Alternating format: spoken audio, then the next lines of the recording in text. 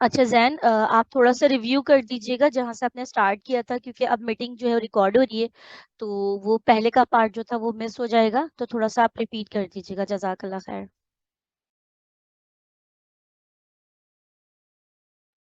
जी ठीक है। अच्छा, आज का हमारा टॉपिक ये है कि जो ऑन पेज एसईओ के एसेंशियल्स है वो, और दूसरा पॉइंट हमारा ये है कि जो किसी भी वेब पेज को या किसी भी वेबसाइट को रैंक करने के लिए हमारे जो इम्पोर्टेंट फैक्टर्स होते हैं आज हम उन्हें डिस्कस करेंगे। ठीक है। बेसिकली तो गूगल के जितने भी अगर देखें, गूगल जितने भी रैंकिंग फैक्टर्स हैं वो फॉलो करता है, वो 200 प्लस हैं। ठीक है। वो उनमें से कुछ ऐसे हैं जिन्हें हमें इम्पोर्टेंट देखना होता है, लाजमी देखना होता है। वो उनमें से जो भी कुछ हैं वो मैं आज हम आपके साथ शेयर करेंगे। ठीक है। तो उसमें सबसे पहले आ जाता है हमारा मेटा टाइटल। ठीक है। मेटा टाइटल क्या होता है कि किसी भी जब हम किसी चीज़ को सर्च करते हैं तो हमारे पास गूगल पे हम जाके कुछ सर्च करें तो रिजल्ट्स आते हैं, सर्च इंजन रिजल्ट्स आते हैं, जैसे ये नीचे शो हो रहे हैं। ठीक है। इसमें ये अगर देखें तो ये सबसे ऊपर आ रहा है हमारे पास मेटा टाइटल। ठीक है। ये नीचे हमारे पास वेब पेज का यूआरएल होता है, फिर ये होती है से लास्ट वाली चीज़ मेटा डिस्क्रिप्शन। ठीक है।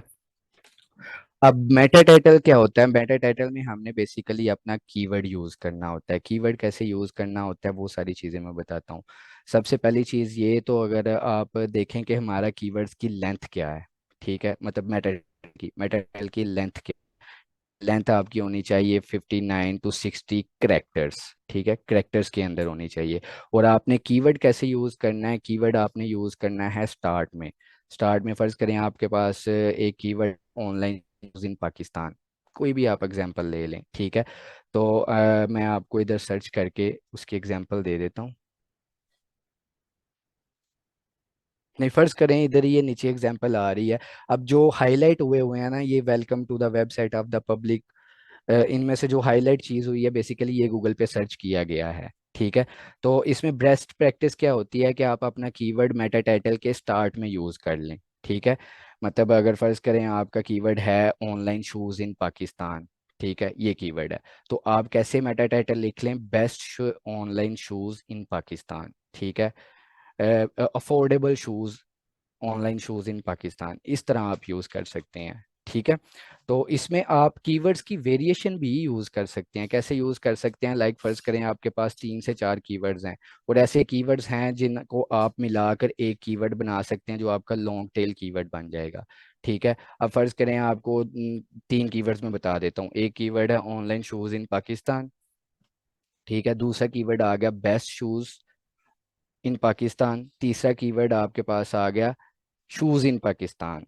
ठीक है। ये 3 कीवर्ड्स आ गए। अब इन तीनों कीवर्ड्स को मर्ज करके हम एक कीवर्ड बना सकते हैं। वो कैसे बना सकते हैं? Best online shoes in Pakistan. ठीक है। अब ये वाली सारी चीज हम अपने क्या करते हैं, मेटा टाइटल में यूज कर लेते हैं। अब इसमें बेस्ट प्रैक्टिस क्या होती है? बेस्ट प्रैक्टिस ये होती है कि हमारा जो मेटा टाइटल के अंदर हमने कीवर्ड यूज करना है वो हम स्टार्ट में यूज कर लें। ठीक है, वेरी स्टार्ट में। क्योंकि हम पॉसिबिलिटीज ये होते हैं कि जब आप अपना कीवर्ड अपना लेके जाते हैं एंड पे, तो आप ये लाइन देख रहे होंगे कि आपका मेटा टाइटल जो है ना वो ट्रंकेटेड हो गया। ये 3 डॉट्स आपको नजर आ रहे होंगे। तो इसमें पॉसिबिलिटीज होती हैं कि मेटा टाइटल लेंथ जो है ना वो गूगल के सर्च इंजन, जो सर्च इंजन रिजल्ट है, जैसे ये SERP रिजल्ट है, इससे ज़्यादा हो गई है। तो आपने उस ऑप्टिमाइज लेंथ के अंदर रह रह के अपना कीवर्ड जो है ना वो यूज़ करना होता है। इसलिए बेस्ट प्रैक्टिस ये होती है कि आप स्टार्ट में यूज़ कर लें। ठीक है। अच्छा, अब आपको टाइटल टैग की समझ आ गई होगी कि हमने किस तरह यूज़ करना है। सेकंड चीज़ जो हमारी इंपॉर्टेंट होती है वो होती है मेटा डिस्क्रिप्शन। ठीक है। अगर हम देखें आजकल ये सारी चीज़ें, मतलब जितने भी एक्सपर्ट्स हैं सबको देखें तो वो कहते हैं कि मेटा डिस्क्रिप्शन आजकल इतनी मैटर नहीं करती। सम हाउ ये हाँ नहीं करती। लेकिन फिर भी फर्ज करें आप, गूगल ने कि मेटा डिस्क्रिप्शन कैसे बनानी होती है? गूगल ने मेटा डिस्क्रिप्शन बनानी होती है कि किसी ने गूगल पे आके कुछ सर्च किया है, उसने उस सर्च के रिलेटेड ही मेटा डिस्क्रिप्शन बनानी होती है। ठीक है। सर्च के रिलेटेड ही डिस्क्रिप्शन बनानी होती है। अब फर्ज करें अगर आप डिस्क्रिप्शन के अंदर कीवर्ड नहीं यूज किया हुआ, मोस्ट चांसेस यही होते हैं कि वो आपके पेज पर जाएगा, जो आपका वेब पेज है, जैसे नीचे ये यूआरएल आ रहा है, ये वाला यूआरएल, इस पेज पे जाएगा। इस पेज पे जाके देखेगा कि गूगल पे आके यूजर ने जो चीज सर्च की है वो इस पेज पर यूज हुई है या नहीं हुई। तो वो उसको अगर यूज हुई है उसको मेटा डिस्क्रिप्शन बना के सर्च इंजन रिजल्ट में शो करवा देगा। ठीक है, इसलिए ये कहते हैं कि आप बजाय मेटा डिस्क्रिप्शन का यूज करने के आप कंटेंट के अंदर यूज कर लें। लेकिन फिर भी Meta description is one of the most important. हमने उसे देखना होता है और उसी तरीके देखना होता है जैसे हम मेटा टाइटल को देख रहे थे कि हमने कीवर्ड्स को कैसे यूज करना है, किस तरह लेके चलना है। इसमें भी जो इम्पोर्टेंट फैक्टर्स होते हैं ये होते हैं कि हमारा जो मेन कीवर्ड है वो कोशिश करें हम स्टार्ट में यूज कर लें। इधर भी आप देख रहे होंगे ये ट्रंकेटेड हो रहा है, 3 डॉट्स बन रहे हैं।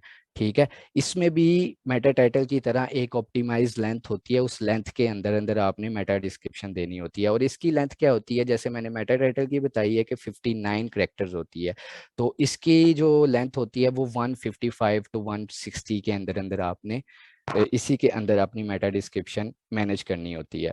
ठीक है, अगर मैं मेटा टाइटल की बात करूं, मेटा डिस्क्रिप्शन की बात करूं, इन दोनों में एक चीज जो है वो कॉमन है, वो क्या है कि हमारा मेटा टाइटल भी यूनिक होना चाहिए, हमारी मेटा डिस्क्रिप्शन भी यूनिक होनी चाहिए। यूनिक से क्या मुराद है कि ये नहीं कि आप देख रहे हैं कि आपने सर्च किया कीवर्ड, आपने देखा आपके पास 10 रिजल्ट शो हुए हैं, आपने उन्हें देखा है कि यार ये अच्छा इसने भी ऐसे यूज किया है, ऐसे यूज किया है, आप उस तरह की कॉपी शॉपी बना के तो आप लिख देते हैं। नहीं, गूगल बेसिकली क्या करता है, आपके मेटा टाइटल्स रीड करता है, आपकी मेटा डिस्क्रिप्शन रीड करता है। जब उसे सेम सिमिलैरिटी मिलेगी तो वो कह रहा है कि मतलब ऑलरेडी मेरे पास इस तरह की चीज पड़ी हुई है, मैं इस पेज को क्यों प्रेफर करूं। इसी जगह पे इस चीज से आपने अवॉइड होने के लिए क्या आता है, यूनिकनेस। आपने यूनिक टाइटल्स लिखने होते हैं, यूनिक मेटा डिस्क्रिप्शन यूज करनी होती है, आपने कीवर्ड स्टफिंग नहीं यूज करनी होती है इसमें। कीवर्ड स्टफिंग क्या होती है कि आपको फर्ज करो आपके एक ही प्रोडक्ट के रिलेटेड 10 से 12 कीवर्ड्स मिल गए हैं आपको, आप कोशिश कर रहे हैं कि मैं अपनी मेटा डिस्क्रिप्शन के अंदर भी मैं अपने 10 से 10 कीवर्ड जो है ना वो यूज कर लूँ, मेटा टाइटल के अंदर भी किसी तरह करके यूज कर लूँ, तो वो एक अच्छी टेक्निक नहीं है। हमने क्या करना होता है, हमने नेचुरल लेके चलना होता है। गूगल को जो भी हम दिखाएं गूगल उसे नेचुरल ही समझे, ठीक है, उसे फेक ना लेके चले। तो ये चीज़ आ गई। अब मेटा डिस्क्रिप्शन की लेंथ बता दी मैंने, मेटा टाइटल की लेंथ जो है मैंने आपको बता दी, और उसके अंदर कीवर्ड्स कैसे यूज़ करने हैं वो आपको बता दी। अब कीवर्ड्स दोनों के अंदर यूज़ करने के डिफरेंट तरीके हैं। वो तरीके क्या है कि फ़र्ज़ करें आपके पास क्या कहते हैं कीवर्ड ज़्यादा हैं। ठीक है, जैसे मैंने पहले एग्जांपल दी थी कि आप कीवर्ड को लॉन्ग टेल बना लें, मेटा डिस्क्रिप्शन को भी आपने इसी तरह लेके चलना है। फ़र्ज़ करें आपके पास कीवर्ड हैं, अब आप चाहते हैं कि आप सारे कीवर्ड्स यूज़ करें। ठीक है, लेकिन आपको मैं ये भी कह रहा हूँ कि आपने सारे कीवर्ड्स यूज करते हुए ऐसा नहीं करना सारे कीवर्ड्स घुसा देने हैं। तो उसके लिए बेस्ट सोल्यूशन क्या है कि आप लॉन्ग टेल बना लें अपने कीवर्ड को, अपने कीवर्ड्स के वर्ड्स देख लें, जितने भी कीवर्ड्स हैं। मतलब आप फर्ज करें एक कीवर्ड है ऑनलाइन शूज इन पाकिस्तान, ठीक है, अब दूसरा कीवर्ड आ गया अफोर्डेबल शूज इन पाकिस्तान। अब डिफरेंस क्या आ रहा है, उधर स्टार्ट में ऑनलाइन है, इधर क्या है अफोर्डेबल। ठीक है, अब आप क्या करोगे कि आप अपनी मेटा डिस्क्रिप्शन के अंदर कहीं पे जाके आप अफोर्डेबल भी यूज कर देंगे। ऑनलाइन शूज इन पाकिस्तान आपने कर दिया, लेकिन आप अपनी मेटा डिस्क्रिप्शन की जो लेंथ मैंने बताई है उस लेंथ के अंदर अंदर रह के जाके आपने अफोर्डेबल भी यूज कर दिया। ठीक है, इसी तरह आप ये नहीं कि साथ जुड़ा हुआ, आप कहीं भी यूज कर सकते हैं मेटा डिस्क्रिप्शन के अंदर, वो उसे देख लेगा। ठीक है, तो ये टेक्निक्स होती हैं। इसमें भी यही चीज़ है कि जैसे मैंने बताया कि मेटा टाइटल के आप स्टार्ट में कोशिश करें कीवर्ड यूज़ कर लें, और मेटा डिस्क्रिप्शन के भी स्टार्ट में आप यूज़ कर लें, और इसको क्या रखना है, यूनिक रखना है। ठीक है, और रेलिवेंट रखना है। अच्छा, ये हमारे 2 पॉइंट हो गए क्लियर, एक हो गया मेटा डिस्क्रिप्शन और एक हो गया मेटा टैग। अब आ गया हमारा H1। ठीक है, H1 बेसिकली हेडिंग होती है, टाइटल होता है, टॉप टाइटल होता है किसी भी पेज का। ठीक है, मतलब ये H1 ये गूगल को क्या शो करवा रहा होता है, क्या हिंट दे रहा होता है कि ये इस बेसिकली ये पेज जो है पूरा वेब पेज किस बारे में है। गूगल ने आके H1 देखना है कि हाँ, फिर वो उससे चीज़ें समझ लेता है कि अच्छा ये इस बारे में है। ठीक है, अब आपने क्या करना होता है कि अपना रेलिवेंट रहने के लिए आपने कोशिश करनी होती है कि अपने कीवर्ड्स के मुताबिक ही अपने H1 में यूज़ करें। ठीक है, इसमें भी क्या है कि आपने H1 की लेंथ भी ऑप्टिमाइज रखनी है। ठीक है, ये भी आप कह रहे हैं कि जितनी आपकी टाइटल की लेंथ है उतनी आपने H1 की लेंथ भी रख लेनी है। तो इसमें भी गुड टेक्निक्स क्या होती हैं, H1 जो SEO ऑप्टिमाइज टेक्निक्स क्या होती हैं, आपने क्या करना होता है कि आपका जो कीवर्ड है आपने उस कीवर्ड को भी इसके अंदर यूज कर लेना है। आप वेरिएशंस ला सकते हैं। अगर आप ये भी कोई होता है बाजुकात कि आप मेटा टाइटल में भी यूज कर रहे हैं कीवर्ड, मेटा डिस्क्रिप्शन में भी यूज कर रहे हैं, फिर थर्ड पॉइंट आ गया H1, आपने H1 में भी आके यूज कर दिया है, तो उसमें हो सकता है कि गूगल इसे क्या करे, वो कीवर्ड्स स्टफिंग पे लेके जाए, ओवर ऑप्टिमाइज लेके जाए। तो आप वेरिएशंस ला सकते हैं कीवर्ड्स पे। वो वेरिएशंस किस तरह लानी है आपको मैंने बता दिया, आपने रेलिवेंट कीवर्ड्स यूज कर लेने हैं। ठीक है, रेलिवेंट कीवर्ड्स यूज कैसे करने हैं कि वो कोई भी एग्जांपल देख रहे हैं, फर्ज करें मैं आप शूज की एग्जांपल लेके चल रहे हैं, हम शूज की ही लेके चलते हैं। ठीक है, पीछे था कि ऑनलाइन शूज इन पाकिस्तान, ठीक है, ये आ गया। अभी आगे आपके H1 में आ गया, आप क्या यूज कर सकते हो, आप ऑनलाइन शूज स्टोर यूज कर सकते हो। ठीक है, अब जैसे उधर था हमने ऑनलाइन यूज कर लिया, हमारा दूसरा कीवर्ड था अफोर्डेबल, इधर H1 में आके आप क्या यूज कर सकते हो, अफोर्डेबल यूज कर सकते हो, अफोर्डेबल शूज इन पाकिस्तान। ठीक है, तो इस तरह की टेक्निक्स आपने लेके चलनी होती हैं। गूगल सबसे ज्यादा तीन चीजों को किसको प्रेफर करता है, आपकी meta title, meta description, then H1। ठीक है, और H1 का भी मैंने आपको बता दिया है कि वो आपने उसको कीवर्ड के अंदर कैसे, मतलब H1 के अंदर आपने कीवर्ड्स कैसे लेके चलने हैं।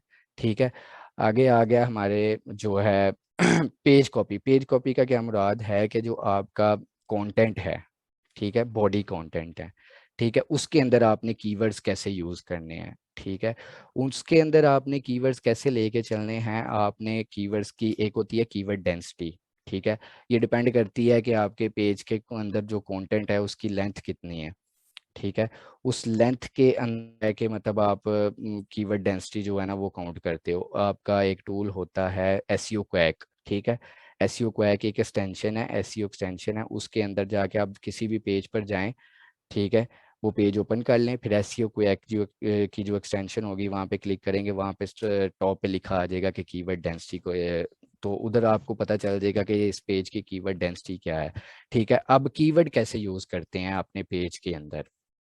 ठीक है, पहला तो मेटा टाइटल आपको बता दिया, मेटा डिस्क्रिप्शन बता दिया, और H1 हमारा बेसिकली पेज का पार्ट ही है।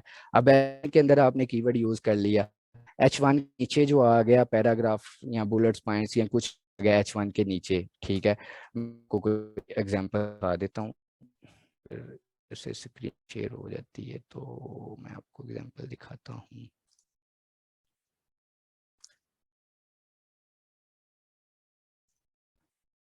ठीक है, हम करते हैं CRM कंसल्टिंग सर्विसेज, ठीक है, इन UK। ठीक है, हम ये सर्च कर लेते हैं।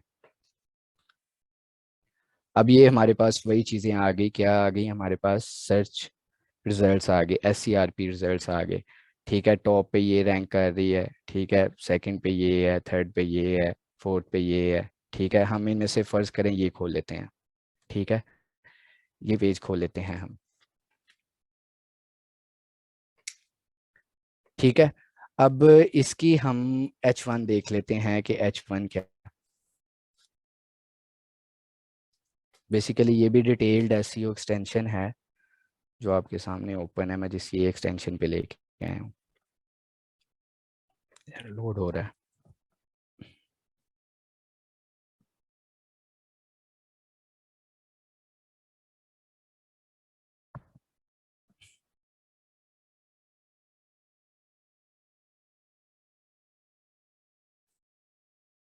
ठीक है, अब बेसिकली फिर करें इसकी H1 ये है। ठीक है, अब उसने H1 के अंदर से देखें वेरिएशन यूज कर लिया। मैंने क्या सर्च किया था, मैंने सर्च किया था CRM कंसल्टिंग सर्विसेज। अब इधर क्या उसने वेरिएशन रखी है, कीवर्ड में क्या वेरिएशन वेरिएशन रखी है, उसने CRM कंसल्टेंसी कर दी है। ठीक है, अब देखें उसने जहाँ जहाँ पे कीवर्ड यूज किया हुआ उसे उसने हाईलाइट कर दिया, CRM कंसल्टेंसी आ गया। ठीक है, नीचे आएंगे, देखिए CRM ये गया, CRM आ गया। ठीक है, आपने भी क्या करना होता है कि आपने, मैं बताता हूँ आपको। ठीक है, अब ये हमारे पास ये आ गया टाइटल, ये आ गई हमारे पास डिस्क्रिप्शन। ठीक है, और ये हमारे पास आ गई इसकी हेडिंग्स। अब हेडिंग्स में आ जाते हैं। ठीक है, इसने H1 यूज नहीं की हुई। ठीक है, अब इसने देखें ये टॉप हेडिंग क्या है, वो CRM कंसल्टेंसी। ठीक है, अपना कीवर्ड इसमें यूज कर दिया।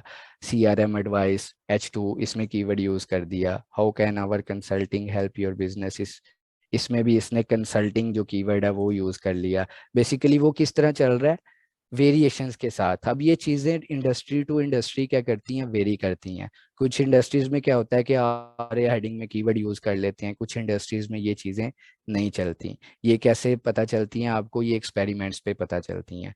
ठीक है, तो आपको मैं अब जो मेन फैक्टर्स होते हैं ना, कि आपने कंटेंट के अंदर किस तरह यूज करना है कीवर्ड को, आपका पेज कंटेंट है, मैं आपको वो सारी चीजें बता देता हूँ। ठीक है, सबसे पहले आ जाती है हमारी H1। ठीक है, वो मैंने ऑलरेडी आपको बता दिया, उसके अंदर यूज कर लिया आपने। फिर H1 के नीचे कोई पैराग्राफ है, उसके अंदर भी आपने कीवर्ड यूज कर लिया। आप कोशिश करें कि इधर आके आप एग्जैक्ट मैच कीवर्ड यूज कर लें। ठीक है, एग्जैक्ट मैच कीवर्ड से मेरा क्या मुराद है कि जो आपका कीवर्ड है, फर्ज करें आपका कीवर्ड है ऑनलाइन शूज, आपने एज इट इज वैसे ही यूज करना है।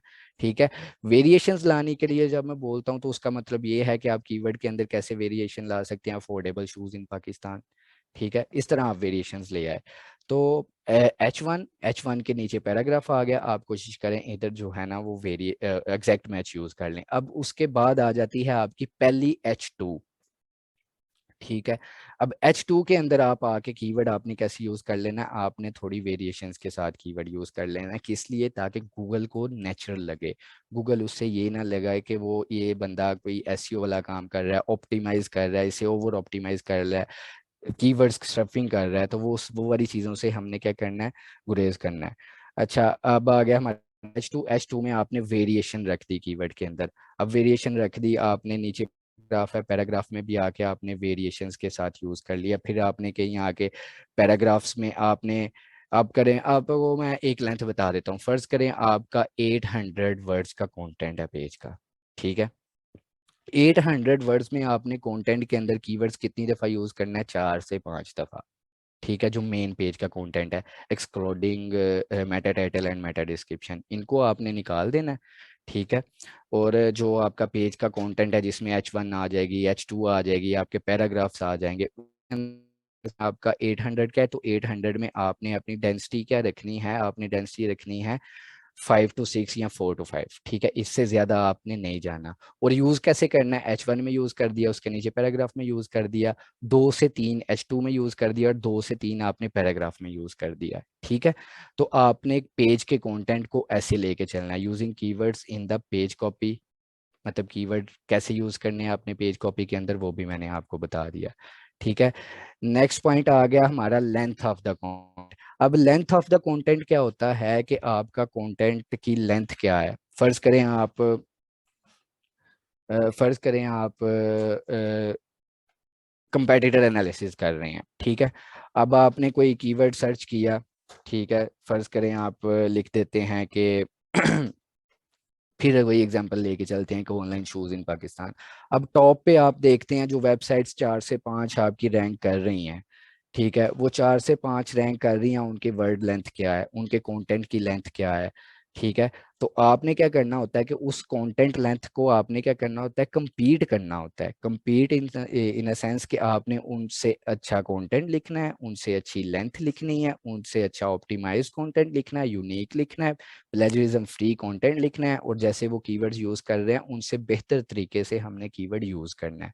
ठीक है, लेंथ ऑफ द कंटेंट क्या है कि हमने, हमारे पास टेक्निक होती है 10x, 10x बेटर, मतलब 10 गुना ज्यादा अच्छा, ये टेक्निक होती है एसईओ की। ठीक है, इसमें क्या होता है कि आप कंपेटिटर एनालिसिस करते हैं, कंपेटिटर एनालिसिस करके आप देखते हैं कि अच्छा हमारा कंपेटिटर है, उसने इतने वर्ड कंटेंट लिखा हुआ है, उसने कीवर्ड्स ऐसे यूज किए हुए हैं, उसका मेटा टाइटल ऐसा है, उसकी मेटा डिस्क्रिप्शन ऐसी है, उसने H1 में ऐसे यूज किया, उसने H2 में ऐसे यूज किया, उसने पैराग्राफ्स में ऐसे यूज किया। आपने क्या करना होता है, उससे 10 गुना ज्यादा अच्छा चीजें लिखनी होती हैं, और ये चीजें आपने कर ली, और आपने कोई ऐसी अपॉर्चुनिटीज ढूंढनी होती हैं जिसपे वो लैग कर रहा है। ठीक है, आपने वो अपॉर्चुनिटीज फाइंड करनी है। ठीक है, वो अपॉर्चुनिटीज पे भी आपने कहा, आपने उस वाले जो वो काम कर रहा है वो काम तो आपने कर लिया। ठीक है, वो काम आपने कर लिया, जो मैंने आपको बताई है कि उसके उसका कंटेंट लेंथ क्या है, वो आपने थोड़ी उससे ज्यादा कर ली। ठीक है, उसने जिस तरह मेटा टाइटल्स में यूज किया हुआ है, मेटा डिस्क्रिप्शन में यूज किया हुआ है, आपने उससे बेहतर तरीके से यूज कर लिया। उसके वाली सारी चीजों को आपने जो है ना वो यूज तो कर लिया। Wait a second.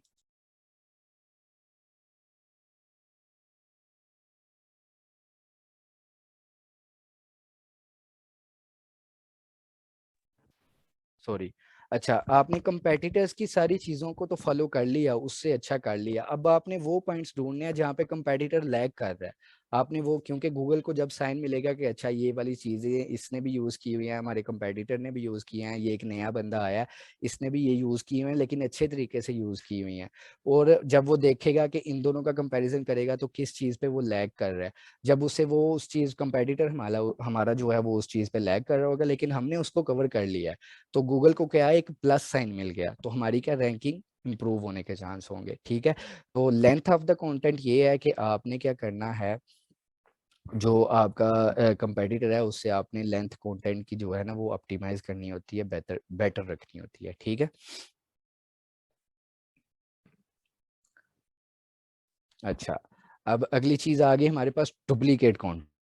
ठीक है, अब डुप्लीकेट कंटेंट क्या होता है, आपने अपने पेजेस के अंदर, अपने पेजेस से बाहर, ठीक है, आपने डुप्लीकेट कंटेंट यूज नहीं करना।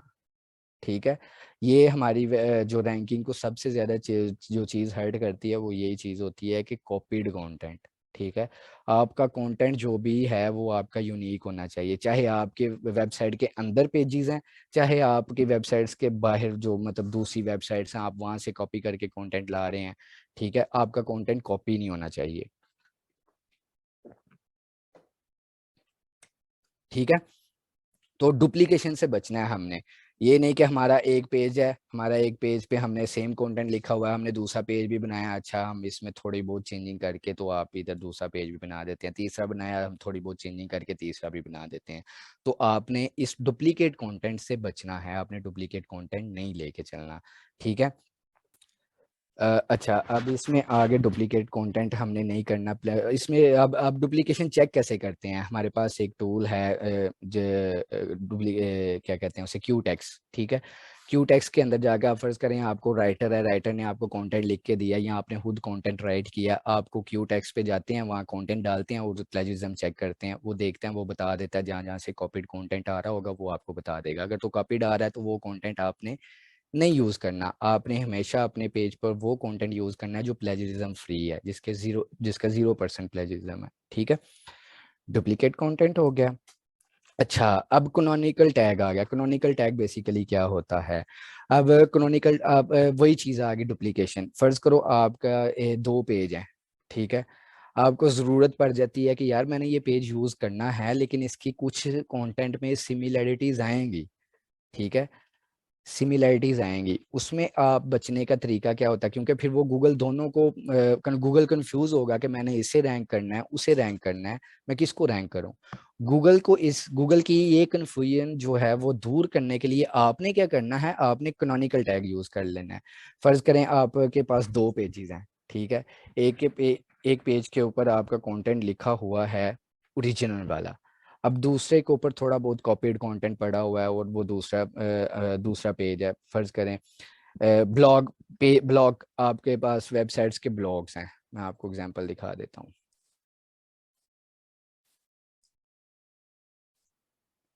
हम्म,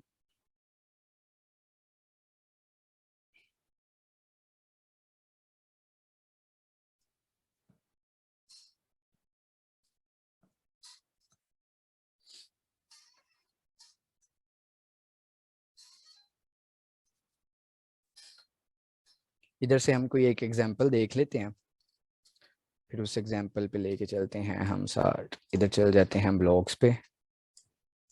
ठीक है, ये नीचे आते हैं, इसका बेसिकली ये देखें, अब ये आ गया पेज 2। ठीक है, अब ये देखें इस यूआरएल में आ रहा है ब्लॉग, इसमें आ रहा है ब्लॉग पेज 2। ठीक है, अब चीजें क्या आ रही हैं, चीजें आ रही हैं सेम। देखें इसका ये टॉप पर हेडिंग सेम आ रही है, इसकी टॉप पे हेडिंग सेम आ रही है। अब गूगल ने इसे भी कंसीडर करना है, इसे भी कंसीडर करना है, क्यों, क्योंकि इसका यूआरएल भी डिफरेंट है और इसका यूआरएल भी डिफरेंट है। ठीक है, अब चीजें सेम आ रही हैं, डुप्लीकेशन आ रही है। ठीक है, अब ये देखें ये भी सेम लिखा आ रहा है, पेज की अपीयरेंस दोनों का डिफरेंट है। गूगल ने इसको भी डिफरेंट यूआरएल लेके चलना है, गूगल ने इसको भी डिफरेंट यूआरएल लेके चलना है। अब इसका क्या होता है, इधर आ जाता है। अब इसकी डुप्लीकेशन से बचने के लिए हम यूज करते हैं कैनोनिकल टैग। ठीक है, कैनोनिकल टैग क्या होता है कि अब ये जो दूसरा पेज है ना, ठीक है, इस पेज के ऊपर हम कैनोनिकल टैग लगा देते हैं इस पेज का, ये वाला यूआरएल। ठीक है, इसके कैनोनिकल टैग में हम ये वाला यूआरएल दे देते हैं इस पेज के कैनोनिकल टैग में। इससे क्या होगा, गूगल को साइन मिल जाएगा कि अच्छा ये पेज है, इसका कैनोनिकल टैग ये है। तो ये वेबसाइट का ओनर हमें बताना चाह रहा है कि ये हमारा सेकंड पेज है, ये डुप्लीकेट पेज है और इसका ओरिजिनल पेज बढ़ा हुआ है यहाँ पे। फिर क्या गूगल करेगा, कंफ्यूज ही नहीं होगा, वो इसको कंसीडर करना छोड़ देगा, वो इसे कंसीडर करेगा। ठीक है, होप कि आपका पॉइंट ये क्लियर हो गया होगा। ठीक है, तो कैनोनिकल टैग का बेसिकली मकसद क्या होता है कि डुप्लीकेशन से बचने के लिए। ठीक है, अब हमारा कैनोनिकल टैग भी हमारा आपको तो ये पेज 2 को उन्होंने कैनोनिकल टैग दिया है। इन्होंने बेशक मेरे ख्याल से इन्होंने नहीं दिया हुआ, लेकिन आपने क्या करना है, आपके पास जब डुप्लीकेशन आती है ना, तो आपने क्या करना होता है कि आपने इस डुप्लीकेशन से बचने के लिए या तो आप इस, इन्होंने क्या किया हुआ है, इन्होंने सेल्फ कैनोनिकलाइज लगाया हुआ है। ठीक है, सेल्फ कैनोनिकलाइज्ड।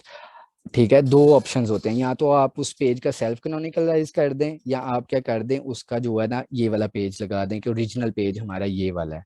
ठीक है, बेस्ट प्रैक्टिस ये होती है कि हम ओरिजिनल वाला पेज यूज करें ताकि गूगल यूज ही ना हो। ठीक है, तो फिर यूआरएल को बस यानी ओरिजिनल का जो यूआरएल दे उसके साथ आगे फिर जैसे इन्होंने पेज 2 और स्लैशेस डाल के वो किया हुआ है तो दूसरा कहा जाए। हाँ बेसिक, हाँ ये सही होता है आपकी, बेसिकली ये पेजिनेशन होती है। पेजिनेशन में क्या होता है कि आपके फर्ज करें प्रोडक्ट्स पेज भी हो सकते हैं।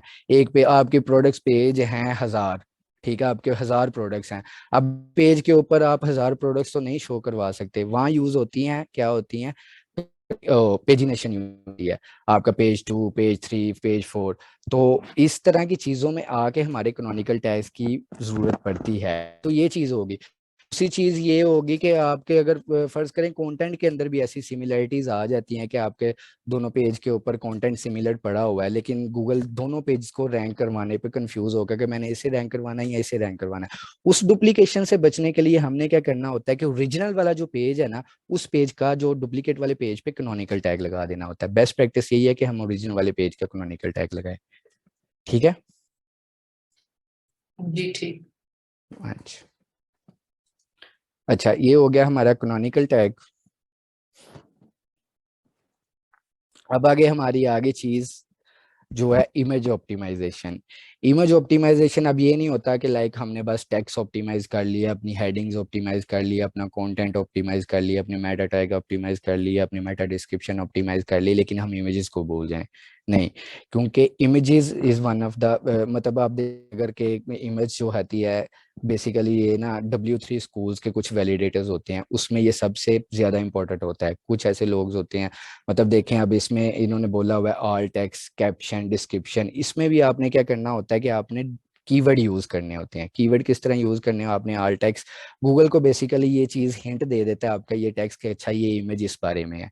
ठीक है, आपने क्या करना होता है, उसमें ऑल टेक्स्ट लिखेंगे, ऑल टेक्स्ट में आपने अपने कीवर्ड्स यूज कर दिए, कीवर्ड्स की वेरिएशन यूज कर दी। अब आपके जो फर्ज करें ये सर्च रिजल्ट्स हैं,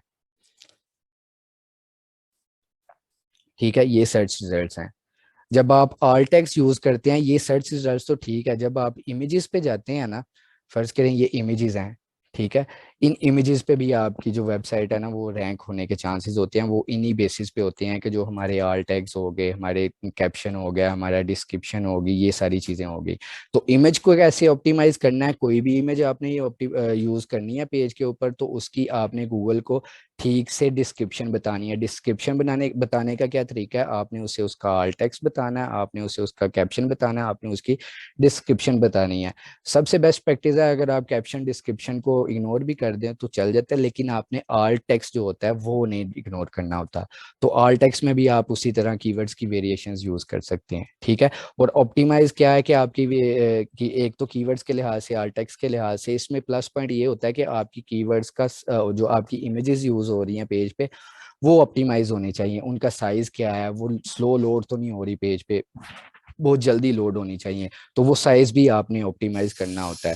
वो किस तरह आप कर सकते हो कि आपकी जो इमेजेस हैं फर्ज करें वो उनके फॉर्मेट होते हैं dot png, dot jpg, dot web page. ज़्यादा अच्छी प्रैक्टिस यही है कि आप जो है ना वेब पेज जो वाली इमेजेस हैं वो इमेजेस यूज़ कर लें, ठीक है। वो जो सर्च इंजन फ्रेंडली भी होती हैं और इतनी ज़्यादा टाइम भी नहीं लेती लोड होने में, ठीक है। ये हमारा हो गया image optimisation. Sir image optimisation तो हो जाती है, लेकिन मसला आता है जब जी एडिट करो ना इमेज, तो उसका जी। सारा पिक्सल खराब हो जाता है। इसके बारे में क्या बताएंगे आप? पिक्चर कहाँ हाँ से उठाई जाए और कहाँ से एडिट की जाए?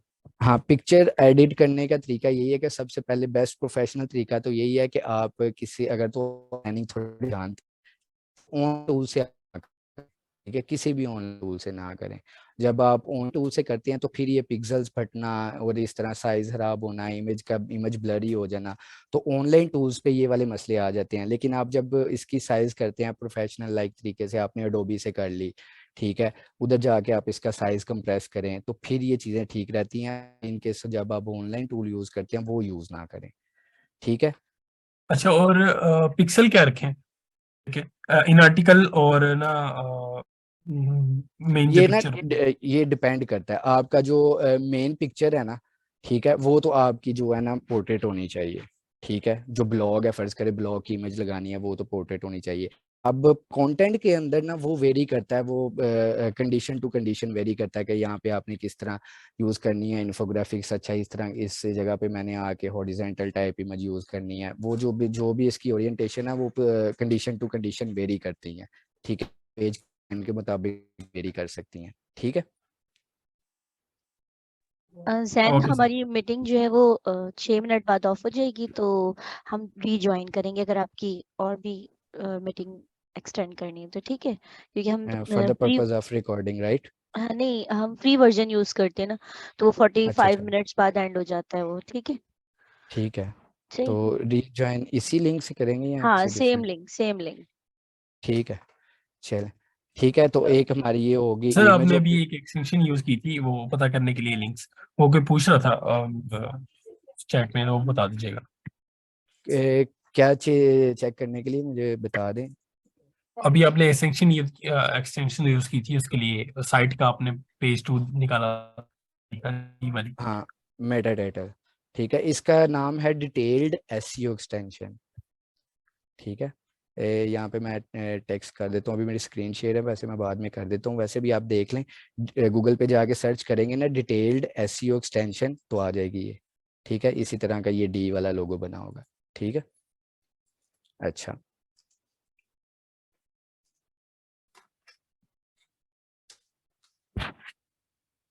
अच्छा, दूसरी चीज़ आ गई कंटेंट अपडेट। कंटेंट अपडेट में क्या होता है कि कुछ चीज़ें ऐसी होती है, गूगल किसको प्रेफर करता है, गूगल उसको प्रेफर करता है जो आप टाइम टू टाइम कोई कंटेंट है जो वो अपडेट हो रहा है, गूगल उसे प्रेफर करता है, ठीक है। अब ये भी नहीं मैं कह रहा कि आप हर वक्त अपने पेज के अंदर जो है ना वो चेंजिंग करते रहें, ठीक है, ऐसा भी नहीं। आपका फर्ज करें 800 वर्ड्स का पेज का जो है ना वो कंटेंट है, तो आप सारे के सारे 800 वर्ड जो है ना आप वो एकदम से टोटली चेंज कर दें, ठीक है, ये नहीं मैं कह रहा। आप वो भी कर सकते हैं। वो कब कर सकते हैं? आप जब फर्ज करें आपको लास्ट अपडेट किए हुए 12 मंथ्स हो गए हैं, ठीक है, आपको 1 साल हो गया है, 9 मंथ्स हो गए हैं, फिर आप वो चीज़ यूज़ कर सकते हैं। लेकिन आप रेगुलर बेसिस पे ये चीज़ें नहीं यूज़ कर सकते। रेगुलर बेसिस पे 15 दिन के गैप, 20 दिन के गैप पे आप क्या कर सकते हैं, किसी छोटे से जंक को उठाया, कोई पैराग्राफ को उठाया, उसको आपने थोड़ा बहुत अपडेट कर दिया, कीवर्ड्स के लिहाज से अपडेट कर दिया, या कोई गूगल की नई अपडेट आई है आपने उस लिहाज से अपडेट कर दिया। तो आपने बेसिकली इस पॉइंट का मकसद क्या है कि आपने अपने कंटेंट को अप टू डेट रखना है। ये नहीं कि आपका 12 महीने पहले भी वही कंटेंट था, आपका 1.5 साल बाद भी वही कंटेंट है। तो थोड़ी बहुत आपने चेंजिंग करते रहना है, ठीक है, ताकि गूगल को पता चले कि ये बंदे एक्टिव हैं, ठीक है। अब आ गया आउटबाउंड लिंक्स। आउटबाउंड लिंक्स क्या होते हैं कि आपकी वेबसाइट से जो किसी दूसरी वेबसाइट के ऊपर लिंक्स जा रहे हैं, ठीक है। वो लिंक्स क्या करते हैं कि आपकी पेज की अथॉरिटी बढ़ाते हैं कि आप देखें, आप अपनी पेज के ऊपर कोई ऐसा लिंक दे रहे हैं, फर्ज करें कोई ऐसा वर्ड आ गया है, ठीक है, जो टोटली आपके पेज से इररेलेवेंट है, ठीक है। फर्ज करें आप अपने बारे में बता रहे हैं, आपकी ऑटोमोटिव की वेबसाइट है, ऑटोमोटिव की वेबसाइट में आपने किसी गवर्नमेंट जो अदारा है उसका जिक्र किया आपने, ठीक है। जब आपने गवर्नमेंट अदारे का जिक्र किया तो वो तो आप उसके ऊपर ना लिंक लगा सकते हैं, उस गवर्नमेंट जो भी वो उस अदारे का वेब पेज है या कोई भी है, आप उधर लिंक लगा दें। इससे क्या होगा कि गूगल जो है ना आपकी वेबसाइट की ट्रस्टवर्दी है जो है उसको इंक्रीज करेगा। जब उसको इंक्रीज करेगा तो आपको रैंकिंग फैक्टर भी अच्छा मिलेगा। अब मैं ये भी नहीं कह रहा कि आपने आउटबाउंड लिंक्स यूज करने हैं तो आप एक पेज में बेतहाशा यूज कर दें, ये कंडीशन टू कंडीशन ये चीज़ भी वेरी करती है। आपने एक आध यूज़ कर दिया, ठीक है, दैट्स वेरी गुड। जब आप 3 से 4 की तरफ जाएंगे तो उसमें आपकी जो पेज रैंक है वो भी हर्ट होगा, वो भी आपका डाउन आएगा, ठीक है। आपने 1 से 2 यूज़ कर लेना, वो भी किस वजह से कि आपकी वेब पेज की, आपकी वेबसाइट की जो है ना वो ट्रस्टवर्थी गूगल की नज़र में अच्छी हो, ठीक है। ये हो गए हमारे आउटबाउंड लिंक्स। अब आगे इंटरनल लिंक्स। इंटरनल लिंक्स क्या होते हैं? इंटरनल लिंक्स वो होते हैं जो अपनी हम विद इन द वेबसाइट, हमारी वेबसाइट के अंदर डिफरेंट पेजेस हैं, अपने डिफरेंट पेजेस को एक दूसरे के साथ लिंक करना, इसे इंटरनल लिंकिंग कहते हैं, ठीक है। उसे इंटरनल लिंक कैसे करना है? आपने इंटरनल लिंक इस तरीके से करना है कि आपका कोई भी पेज ऑर्फन ना हो। ऑर्फन पेज क्या होता है? ऑर्फन पेज ये होता है कि आपकी वेबसाइट का वो पेज जिसे आपकी वेबसाइट के दूसरे किसी भी पेज से लिंक नहीं मिल रहा, ठीक है। हमने अपनी वेबसाइट पे मेक श्योर कर लेना है कि कोई भी ऑर्फन पेज ना हो। और इंटरनल लिंकिंग कैसे यूज करनी है? इंटरनल लिंकिंग यूज करने के लिए भी हम अपने कीवर्ड्स यूज कर सकते हैं। कीवर्ड्स कैसे यूज कर सकते हैं? उसमें भी हम अपनी एक परसेंटेज बना लेते हैं कि यार अगर मैंने ये मेरा कीवर्ड है, इस कीवर्ड को मैंने ये रैंक करवाना है गूगल पे, तो इस कीवर्ड को रैंक करवाने के लिए मैंने अपनी वेबसाइट के अंदर भी जो मेरे अच्छे पेजेस हैं, मेरी वेबसाइट के दूसरे अच्छे पेजेस हैं, मैंने वहां से भी लिंक लेना है और वहां पे मैंने बनाना है एंकर टेक्स्ट। और एंकर टेक्स्ट कैसे बनाना है? तो बेसिकली ये इंटरनल लिंक लगाने के लिए एंकर टेक्स्ट के थ्रू या नेकेड लिंक के थ्रू भी कर सकते हैं। अगर हम कीवर्ड्स को लेके चलें तो फिर हमें एंकर टेक्स्ट यूज करना पड़ता है, ठीक है। अब एंकर टेक्स्ट के अंदर हम वेरिएशंस यूज करनी होती है। हम अपने पास एक परसेंटेज डिसाइड कर लेते हैं कि लाइक मैंने यार 60% मैंने एग्जैक्ट मैच जो इंटरनल लिंक यूज करना है, 40% मैंने वेरिएशंस के साथ यूज करना है, ठीक है। अब वेरिएशन फर्ज करें आपका, मैं वही एग्जांपल बताता हूँ कि ऑनलाइन शूज इन पाकिस्तान, आपने 60% जो इंटरनल लिंक्स हैं दूसरे पेज पे, दूसरे जितने भी आपकी वेबसाइट के पेजेस हैं वहाँ पे आपने 60% एग्जैक्ट मैच कीवर्ड यूज कर लिया, और 40% जो पेजेस हैं वहाँ पे आप वेरिएशंस के साथ यूज कर रहे हैं, like best shoes in Pakistan, affordable shoes in Pakistan, shoes prices in Pakistan. इस तरह के कीवर्ड्स के ऊपर आपने इंटरनल लिंक्स बना लेने हैं। इससे क्या होता है कि आपको जब भी वो गूगल का कोई क्रॉलर आके आपकी वेबसाइट के ऊपर ऐसा एंकर टेक्स्ट देखेगा, वो टेक्स्ट देखेगा, उस टेक्स्ट के ऊपर लगा कीवर्ड देखेगा,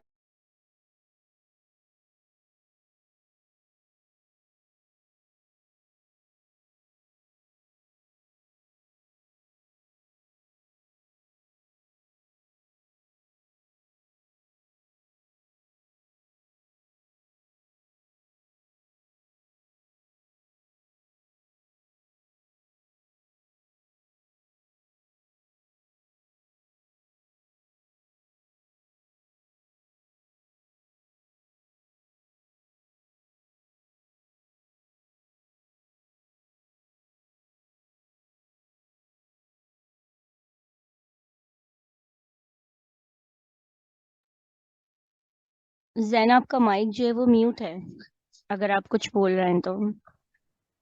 हाँ सॉरी।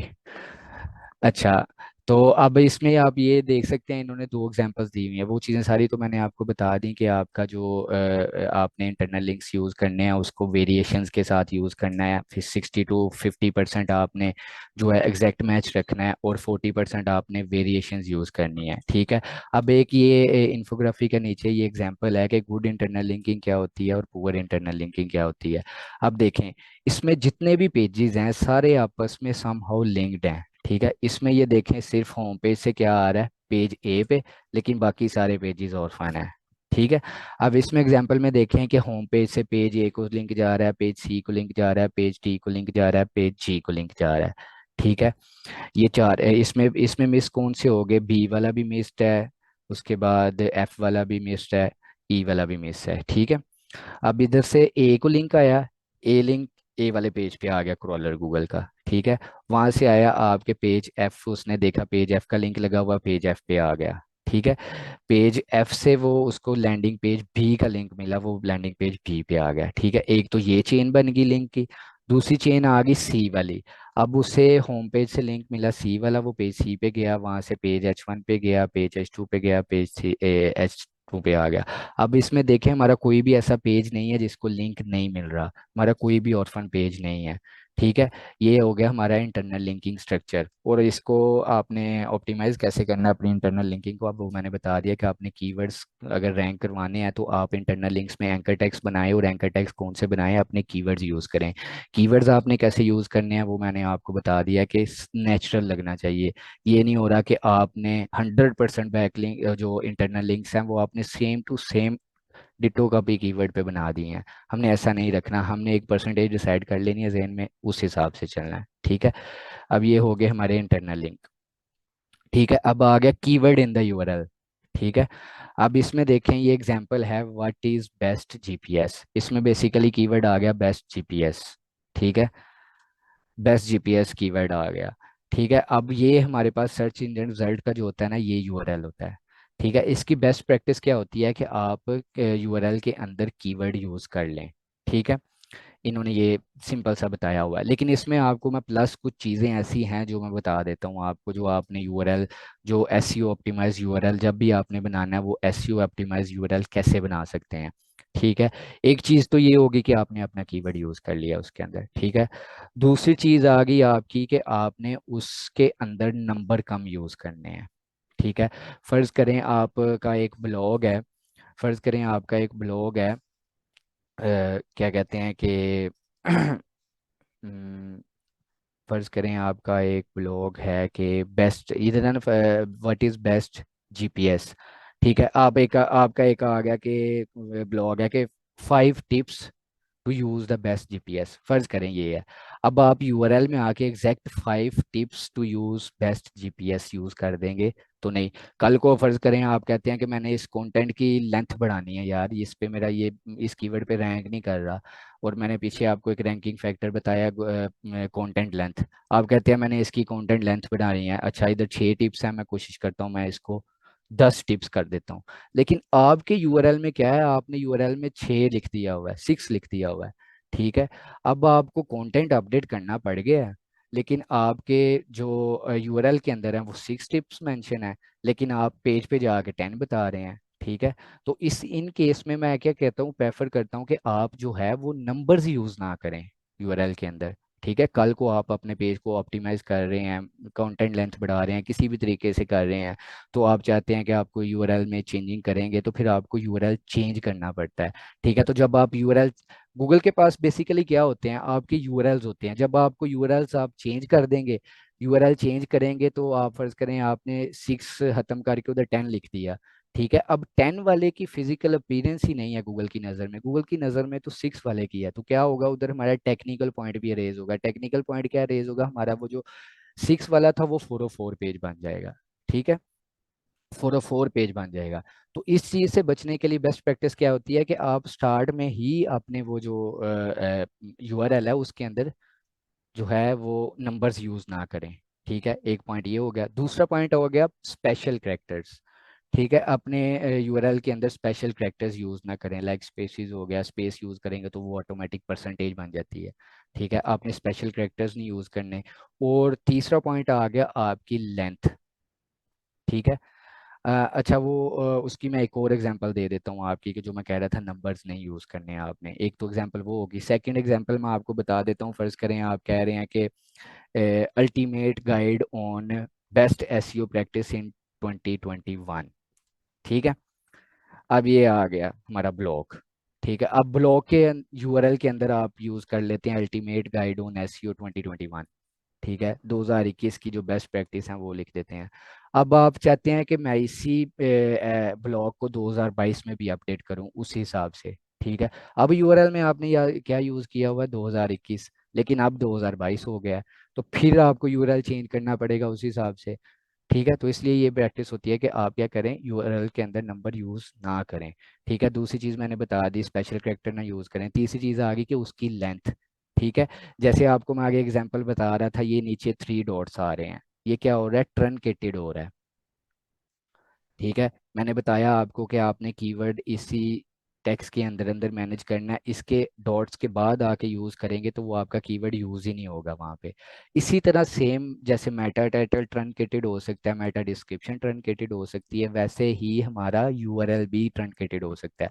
तो आपने कोशिश करनी है एक ऑप्टिमाइज्ड लेंथ के अंदर रहना है। ठीक है, यूआरएल को इतना लंबा नहीं रखना अपने को। ठीक है, अगर लंबा भी रखना है तो उससे अपना जो कीवर्ड है वो स्टार्ट में यूज कर लेना है। ठीक है।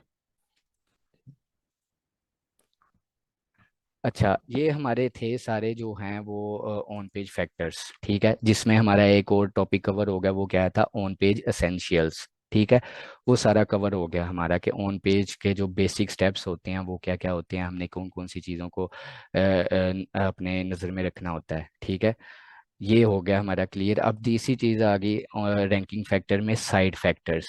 ठीक है, साइड फैक्टर्स क्या होते हैं कि आपकी वेबसाइट के रिलेटेड कौन कौन से ऐसे फैक्टर हैं। ठीक है, उसमें सबसे पहली चीज आ जाती है साइड मैप। ठीक है, साइड मैप बेसिकली क्या होता है, साइड मैप बेसिकली एक फाइल होती है जिसमें आप अपनी वेबसाइट के सारे जितने भी पेजेस हैं उनका यूआरएल दे देते हैं सर्च इंजन के लिए। ठीक है, सर्च इंजन आता है, आपका साइड मैप देखता है, उसे एक ही पेज पे एक ही फाइल के अंदर आपकी वेबसाइट के सारे पेजेस मिल जाते हैं। ठीक है, तो उसके लिए वो पेजेस फाइंड करना इजी हो जाता है। ठीक है, तो वो एक इफेक्टिव तरीके से आपके पेजेस को रीड कर सकता है। ठीक है, आपने बस जब भी कोई वेबसाइट पर काम करना है तो आपने ये मेक श्योर कर लेना है कि इसमें साइड मैप फाइल इंटीग्रेट है या नहीं है। तो आपने साइड मैप भी देख के रखना है, उसको नज़र रखना है कि हमारे कोई नए पेजेस बन रहे हैं तो वो नए pages time to time site map में खुद ब खुद आ रहे हैं, अगर नहीं आ रहे तो क्यों नहीं आ रहे। वो सारी चीज़ें आपने मद्देनज़र रखनी होती हैं। ठीक है, तो आपने ये मेक श्योर कर लेना है कि आपका साइड मैप इंटीग्रेट हुआ हुआ है। ठीक है, अब आगे आगे डोमेन ट्रस्ट। अब सर डोमेन ट्रस्ट, साइट में आप गूगल जी सर्च जी, कंसोल में डाल के ऐड करना है। हाँ नहीं, इसमें ये होता है कि आपका साइड मैप आपने फर्ज करें आप वर्डप्रेस की साइट पे हैं। ठीक है, आप किसी वर्डप्रेस साइट पे काम कर रहे हैं, तो ये नहीं होता कि आपने बस गूगल सर्च कंसोल पे जाके साइड मैप डाल दिया। गूगल सर्च कंसोल पर जाने से पहले आपके पास साइड मैप होना चाहिए, आपने अपनी वेबसाइट के साथ इंटीग्रेट किया होना चाहिए, आपने अपनी होस्टिंग के अंदर जाके वो साइड मैप फाइल जो है ना वो अपडेट की होनी चाहिए। फिर जब आप वो उधर अपडेट करते हैं ना तो आपको एक यूआरएल मिल जाता है अपने साइड मैप का, वो यूआरएल को आपने जाके सर्च कंसोल के अंदर सबमिट करवाना होता है, फिर वो गूगल उधर से उसे क्रॉल कर लेता है, रीड कर लेता है कि अच्छा इस वेबसाइट का साइट मैप ये है। ठीक है।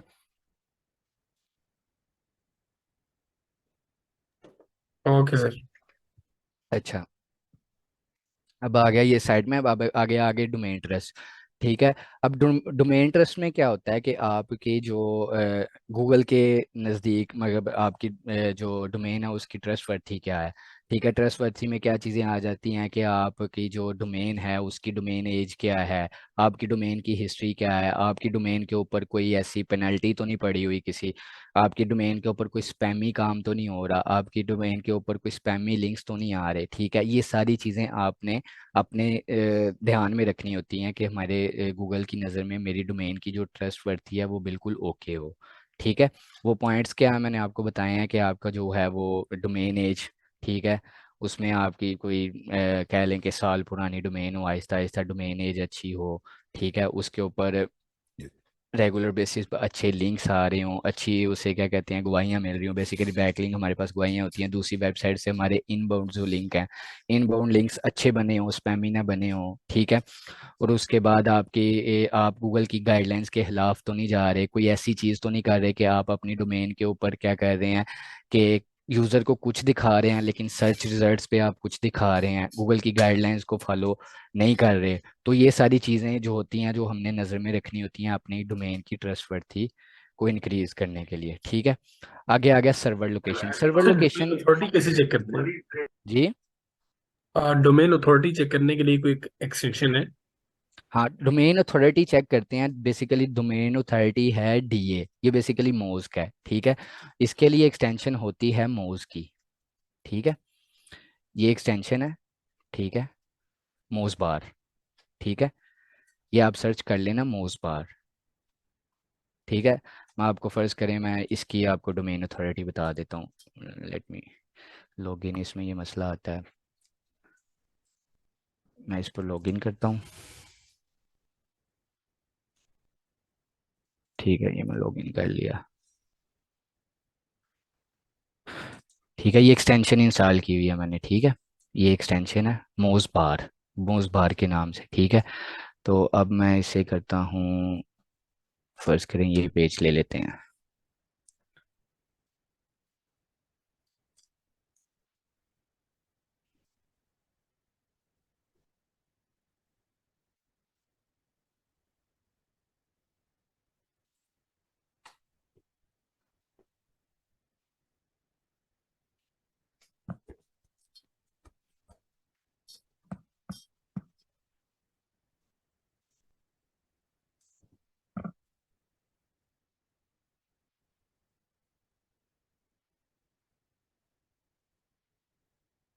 ठीक है, अब ये हमारे पास डोमेन अथॉरिटी आ गई है इसकी, ये DA95 है इसका, और ये हमारी पेज अथॉरिटी है। ठीक है, ऐसे हम इसका DA चेक कर सकते हैं किसी भी वेबसाइट का, डोमेन अथॉरिटी क्या है और पेज अथॉरिटी क्या है। ठीक है, ये मोज है, मोज बार एक्सटेंशन है। ठीक है, अच्छा, अब उसके बाद आ जाते हैं सर्वर लोकेशन। कुछ एसईओज कहते हैं कि आपकी सर्वर लोकेशन मैटर करती है। फर्ज करें कि मतलब आपकी किस पॉइंट ऑफ व्यू से, ये हम कौन से फैक्टर्स जो है डिस्कस कर रहे हैं, रैंकिंग पॉइंट ऑफ व्यू से किसी भी पेज को जो है ना वो रैंक 1 पोजीशन के लिए हमारे कौन कौन से ऐसे फैक्टर्स हैं जो नज़र में रखने होते हैं। ठीक है, अब इसमें क्या है कि आप कुछ एसईओज कहते हैं कि आपकी सर्वर लोकेशन मैटर करती है, और हाँ बिल्कुल करती है। फर्ज करें आपका जो कीवर्ड है वो आप रैंक करवाना चाह रहे हैं USA में। ठीक है, लेकिन आपकी सर्वर लोकेशन, सर्वर रीजन क्या आ रहा है, पाकिस्तान। ठीक है, तो जब वो उधर सर्च करेंगे साइट, तो जब वो उधर जो असेस होगी वो हो तो जाएगी, लेकिन क्या होगा, थोड़ा सा लो टाइम बढ़ेगा, क्योंकि सर्वर की लोकेशन जो है ना वो वेरी कर रही है। ठीक है, लो टाइम बढ़ेगा तो हमारे कोर वेब वाइटल्स हर्ट होंगे। कोर वेब वाइटल्स वो जो फैक्टर्स हैं ये गूगल के हैं। ठीक है, इसमें हमारे पास LCP आ जाता है, और भी 2 पॉइंट्स हैं, एक इसमें TBT आ जाता है। ये हमारे हर्ट होते हैं, जब ये हर्ट होते हैं तो गूगल हमें अच्छे से वो रैंकिंग नहीं देता। ठीक है, तो सर्वर लोकेशन भी मैटर करती है। ठीक है, अब उसके बाद आ गया मोबाइल ऑप्टिमाइज्ड साइट। आपकी साइट है वो मोबाइल पे यूजेबल होनी चाहिए, ये नहीं कि आपकी डेस्कटॉप पे साइट यूज है और मोबाइल पे ऑप्टिमाइज नहीं है। ठीक है, अब इसने एग्जांपल दी हुई है कि ये ऑप्टिमाइज्ड है, ये ऑप्टिमाइज नहीं है, क्यों, इसमें आपको मैं डिफरेंस क्या नज़र आ रहा है कि अब ठीक है ये मेरे पास मोबाइल है, इसके अंदर ये मोबाइल ऑप्टिमाइज क्यों नहीं है। ठीक है, वेब का तो मुझे ठीक लग रहा है एक हिसाब से, लेकिन इसमें क्या मसला हो सकता है जो उससे वो नॉट ऑप्टिमाइज कह रहा है। एनीवन।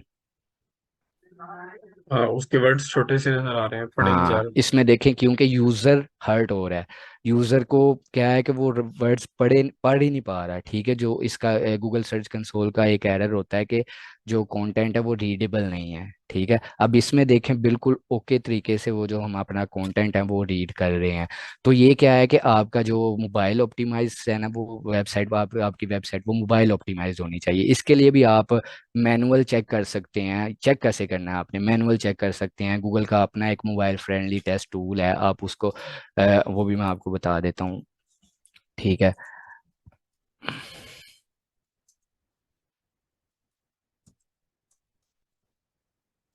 Mobile friendly test. ठीक है, इस पर आना है, इस पर आके आपने अपना URL डालना और रन टेस्ट करना, वो आपको गूगल बता देगा कि आपका जो वेब पेज है वो मोबाइल फ्रेंडली है या नहीं है। अगर मोबाइल फ्रेंडली नहीं है तो हमने उसे मोबाइल फ्रेंडली करना है। ठीक है, अगर मोबाइल फ्रेंडली नहीं होगा तो गूगल उसे इंडेक्स नहीं करेगा, इंडेक्स नहीं होगा तो हमें रैंकिंग ही नहीं मिलेगी। ठीक है, तो आपने ये मेक श्योर कर लेना है कि आपकी मोबाइल पर वेबसाइट बिल्कुल इजी टू यूज़ है। ठीक है, अगला पॉइंट हमारे पास आ जाता है Google web master tools integration. ठीक है, अब गूगल वेब मास्टर टूल्स में क्या आ जाता है हमारे पास, गूगल सर्च कंसोल आ जाता है। ठीक है, गूगल एनालिटिक्स भी आ जाता है, लेकिन हमने अपनी साइट की इंडेक्सिंग के पॉइंट ऑफ व्यू से देखना है तो वो हमारे पास क्या है, गूगल सर्च कंसोल। आपने ये मेक श्योर कर लेना है कि आपकी वेबसाइट का गूगल सर्च कंसोल बना हुआ है। ठीक है, वो आपने इंटीग्रेट किया हुआ है अपनी वेबसाइट से। अब गूगल सर्च कंसोल आपको क्या रिपोर्ट देता है, आपको रिपोर्ट दे देता है कि आपकी वेबसाइट के ऊपर किस तरह की जो सर्चिस पे रिजल्ट्स आ रहे हैं, कौन से ऐसे कीवर्ड्स हैं लोग सर्च कर रहे हैं और मेरी वेबसाइट आ रही है। वहाँ पे आपको इम्प्रेशंस मिल जाते हैं, वहाँ पे आपको क्लिक्स मिल जाते हैं। ठीक है, एक चीज़ ये मिल गई हमें। अब दूसरी चीज़ सर्च कंसोल पे हम क्या दे सकते हैं कि हम जैसे पीछे बात हुई थी कि हमने अपना साइट मैप उधर जाके सबमिट करवा सकते हैं।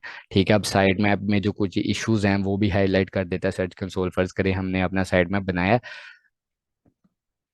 साइट मैप बनाने के बाद हमने गूगल सर्च कंसोल में जाके उसे कर दिया इंटीग्रेट। जब इंटीग्रेट करेंगे तो वो उसमें एक ऑप्शन आता है, या तो वो सक्सेस हो जाता है या फेल हो जाता है। फेल क्या मतलब गूगल क्रॉल ही नहीं कर पा रहा। ठीक है, वो एरर भी आपको बता देता है कि अच्छा इस वजह से आप क्रॉल नहीं कर पा रहा, तो फिर वो आप टेक्निकल एसईओ की मदद से आप वो चीज़ें जो है ना वो फिक्स कर लेते हैं। ठीक है, तो ये चीज़ भी हमें उधर से हेल्प मिल जाती है गूगल सर्च कंसोल से। दूसरी चीज़, तीसरी चीज़ क्या आ गई कि आपकी इंडेक्सिंग आप चेक कर सकते हैं कि आपके कौन से ऐसे पेजेस हैं जो इंडेक्स हो रहे हैं, कौन से ऐसे पेजेस हैं जो इंडेक्स नहीं हो रहे। अगर नहीं हो रहे तो उनकी रीजंस क्या है, वो सब कुछ गूगल सर्च कंसोल बता देता है। वहाँ से क्या होता है, आपको हेल्प मिल जाती है अपनी साइट्स की परफॉर्मेंस ठीक करने के लिए, रैंकिंग ठीक करने के लिए। ठीक है, तो आपने मेक श्योर करना है कि आपका जो गूगल सर्च कंसोल है वो इंटीग्रेट हुआ होना चाहिए आपकी वेबसाइट के साथ। ठीक है, अच्छा, ऑन पेज फैक्टर्स हमने देख लिए रैंकिंग में, हमने साइट के फैक्टर्स देख लिए रैंकिंग के लिए। ठीक है, अब ऑफ पेज फैक्टर्स कौन से होते हैं। ठीक है, अब ऑफ पेज फैक्टर्स में हमारे पास आ जाते हैं कि नंबर ऑफ लिंकिंग डोमेन्स। ठीक है, रेफरिंग डोमेन्स। ठीक है, ये आप किसी भी टूल्स के जरिए चेक कर सकते हैं कि मेरी वेबसाइट के ऊपर जो लिंक कर रही हैं मुझे डोमेन्स, वो कौन कौन सी डोमेन्स हैं, उनका नंबर क्या है। वो आप Ahref से यूज़ कर सकते हैं, Ahref फ्री बैकलिंक चेकर। ठीक है, मैं आपको बता देता हूँ इधर।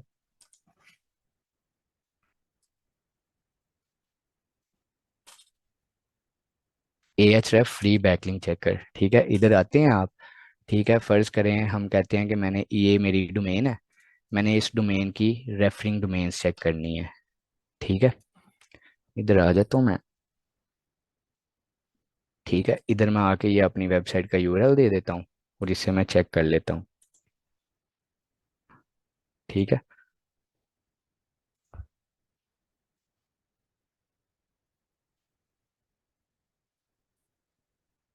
ठीक है, अब देखें इसमें लिंकिंग वेबसाइट्स कितनी आ रही हैं, 777K। ठीक है, तकरीबन 8 लाख। ठीक है, इसकी 8 लाख जो है ना वो क्या है, रेफरिंग डोमेन्स हैं, और तकरीबन 109 मिलियन से ऊपर बैकलिंक्स हैं। ठीक है, तो आपने ये मेक श्योर करना है कि आपकी वेबसाइट के जो लिंकिंग डोमेन्स हैं वो टाइम टू टाइम इंक्रीज हो रही हों। इंक्रीज कैसे हो रही हों कि ये नहीं कि आपके स्पैमी बैकलिंक्स बना रहे हैं, बस उस हिसाब बैकलिंक्स ठोकी जा रहे हैं, बनाई जा रहे हैं, बनाई जा रहे हैं, बस किस चक्कर में हम अपनी लिंकिंग डोमेन्स जो है ना वो इंक्रीज कर लें। नहीं, ऐसे नहीं करना, हमने क्वालिटी बैकलिंक्स बनाने हैं। ठीक है, क्वालिटी बैकलिंक्स को देखते हुए ही अपनी लिंकिंग डोमेन की नंबर हैं जो वो इंक्रीज करने हैं। ठीक है, तो ये आपने ध्यान में रखना है कि आपकी लिंकिंग डोमेन्स ड्रॉप ना हो, ये इंक्रीज ही होनी चाहिए। ठीक है, नंबर ऑफ लिंकिंग डोमेन्स हमारा ऑफ पेज में पहला फैक्टर आ गया। सेकंड फैक्टर आ गया नंबर ऑफ लिंकिंग पेजेस। ठीक है, वही हमारे इंटरनल लिंकिंग वाले पेज आ गए। ठीक है, आपको फर्ज करें आपको एक वेबसाइट है। ठीक है, एक वेबसाइट से आपको 5 बैकलिंक्स मिल रहे हैं, एक डोमेन है वहां से आपको 5 से 6 बैकलिंक्स मिल रहे हैं। ठीक है, वेल एंड गुड है। ठीक है, आप एक वेबसाइट से बैकलिंक ले रहे हैं ना एक डोमेन से, उसके डिफरेंट पेजेस से आप लिंक्स ले लेते हैं 5 से 6, 9 से 10, लेकिन जब आप 10 से इंक्रीज करेंगे तो ये भी एक क्या है कि आप ये भी नहीं कर सकते कि आप एक एक डोमेन से ज्यादा बैकलिंक्स लेना ठीक है, लेकिन किसी हद तक आप 10 ले लें। लेकिन जब एक आप लिमिट क्रॉस करेंगे तो वो भी फिर क्या होगा, ओवर ऑप्टिमाइजेशन की तरफ चला जाएगा। ठीक है, तो वो भी हमें जो हमारा रैंकिंग फैक्टर है इससे हर्ट होगा। तो आपने ये भी नजर में रखना है कि एक डोमेन से मुझे कितने लिंक्स आ रहे हैं। ठीक है, अच्छा, उस पे के बाद आ गया page rank of linking pages. ठीक है, अब पेज रैंक क्या है। ठीक है, पीआर, पीआर बेसिकली क्या होता है, पीआर है पेज रैंक Ahref का। जैसे मैंने डीए और पीए बताया, वो किसका है, मोज का। ठीक है, अब पीआर किसका है, वो Ahref का है। Ahref is a different tool and मोज इज अ डिफरेंट टूल। ठीक है, आपने वो वाले पेज से लिंक करना है जिनका पीआर हाई हो। ठीक है, Not all pages are equal. Links on page with higher page rank will be bigger factor than those on low PR. ठीक है, आपने क्या करना है, आप किसी हायर पीआर वाले से लिंक लेते हैं तो हमें ज्यादा बेनिफिट होगा उसके मुताबिक, उसकी बनिस्बत जो आप लो पीआर वाले पेज से लिंक ले लें। ठीक है, तो आपने ये भी ध्यान में रखना है कि मैं जिस पेज से लिंक ले रहा हूँ उसका पीआर जो है वो हाई होना चाहिए। ठीक है, अच्छा उसके बाद आगे लिंक रेलिवेंसी। ठीक है, ऑफ पेज एसईओ में आपकी रेलिवेंसी बहुत ज़्यादा मैटर करती है। ठीक है, जैसे मैंने आपको बोला है कि अगर आप link number of linking domains हैं जो वो आप इंक्रीज कर रहे हैं, ठीक है, लेकिन आप बेतुका इंक्रीज करी जा रहे हैं, कोई क्वालिटी नहीं उसमें जो है ना वो नज़र रख रहे। क्वालिटी नज़र रखने में क्या मुराद था कि आपकी रेलिवेंसी कैसी है, आप अपनी डोमेन्स को बढ़ा रहे हो, ठीक है, लेकिन आपकी लिंक की जो रेलिवेंसी है वो बहुत ओके है। अगर ओके नहीं है तो फिर वो आपको नंबर ऑफ जो रेफरिंग डोमेन्स है, नंबर ऑफ रेफरिंग पेजेस हैं, वो आपको इंक्रीज करने का फायदा ही कोई नहीं है। क्योंकि आप फर्ज करें, मैं आपको बताता हूँ, आपकी वेबसाइट है ऑनलाइन शूज, फिर वही एग्जांपल ले जाते हैं, ऑनलाइन शूज के मुताबिक है। ठीक है, आप लिंक कहाँ से ले रहे हैं, आप जाके लिंक्स ले रहे हैं कार वाली वेबसाइट से, आप लिंक्स ले रहे हैं जाके किस वेबसाइट से, फर्ज करें आप मेकअप वाली से ले रहे हैं। तो क्या हो रहा है कि आपकी जो रेलिवेंसी है ना वो हर्ट हो रही है, आप कुछ, आपकी कैटेगरी कुछ है, आप लिंक्स जो हैं वो किसी और कैटेगरी से ले रहे हैं। ठीक है, तो ऐसा नहीं करना। आप शूज़ वाला काम कर रहे हैं तो आपने कोशिश करना है कि मैं किसी शूज़ वाली वेबसाइट से ही लिंक लूँ। अगर आप रियल स्टेट वाला काम कर रहे हैं तो आपने कोशिश करना है कि मैं किसी रियल स्टेट वाली वेबसाइट से ही लिंक लूँ। ठीक है, तो आपने रेलिवेंसी को बहुत ध्यान में रखना होता है। ठीक है, अब ठीक है, अथॉरिटी ऑफ लिंकिंग डोमेन। ठीक है, वही चीज़ आ गई जो मैंने पीछे भी बताया कि जो हमारी पीआर है, जो हमारी लिंकिंग डोमेन है, उनकी अथॉरिटी ठीक होनी चाहिए। ठीक है, पेज अथॉरिटी जो मोज की है, वही चीज़ आ गई कि हमारी जो जिस डोमेन से हम लिंक ले रहे हैं उसका पीआर जो है ना वो कोशिश करें हाई हो। ठीक है, अच्छा लिंक्स फ्रॉम होम। जी, एनीवन। अ, जैसे आपने कहा कि अगर शूज का काम है तो शूज ही की किसी वेबसाइट से आप हाँ हाँ लिंक हाँ। लें। जी जी। जैसे कि क्लोथिंग हो गई, शूज हो गई, ज्वेलरी हो गई, ये फैशन आर्ट कैटेगरी में आ हाँ, जाती हैं। सम हाउ रेलिवेंसी है। ठीक है, सम हाउ आप सम हाउ किसी तरह रेलिवेंट रह सकते हैं। अब देखें ना कि वो भी क्या करते हैं, फैशन रिलेटेड है। ठीक है, शूज भी थोड़े बहुत फैशन रिलेटेड आ रहे हैं। ठीक है, उसमें आप थोड़ी बहुत रेलिवेंसी आपकी चल सकती है। ये नहीं कि आप बाउंड है कि आपकी शूज वाली वेबसाइट है तो आपने शूज वाली वेबसाइट से ही लिंक लेना है, नहीं। आप क्लोज वेरिएंट देख लेते हैं कि मेरी कैटेगरी के क्लोज वेरिएंट है या नहीं है। अगर है तो वेल एंड गुड, आप उस पे ऊपर से लिंक ले सकते हैं। ठीक है। ठीक।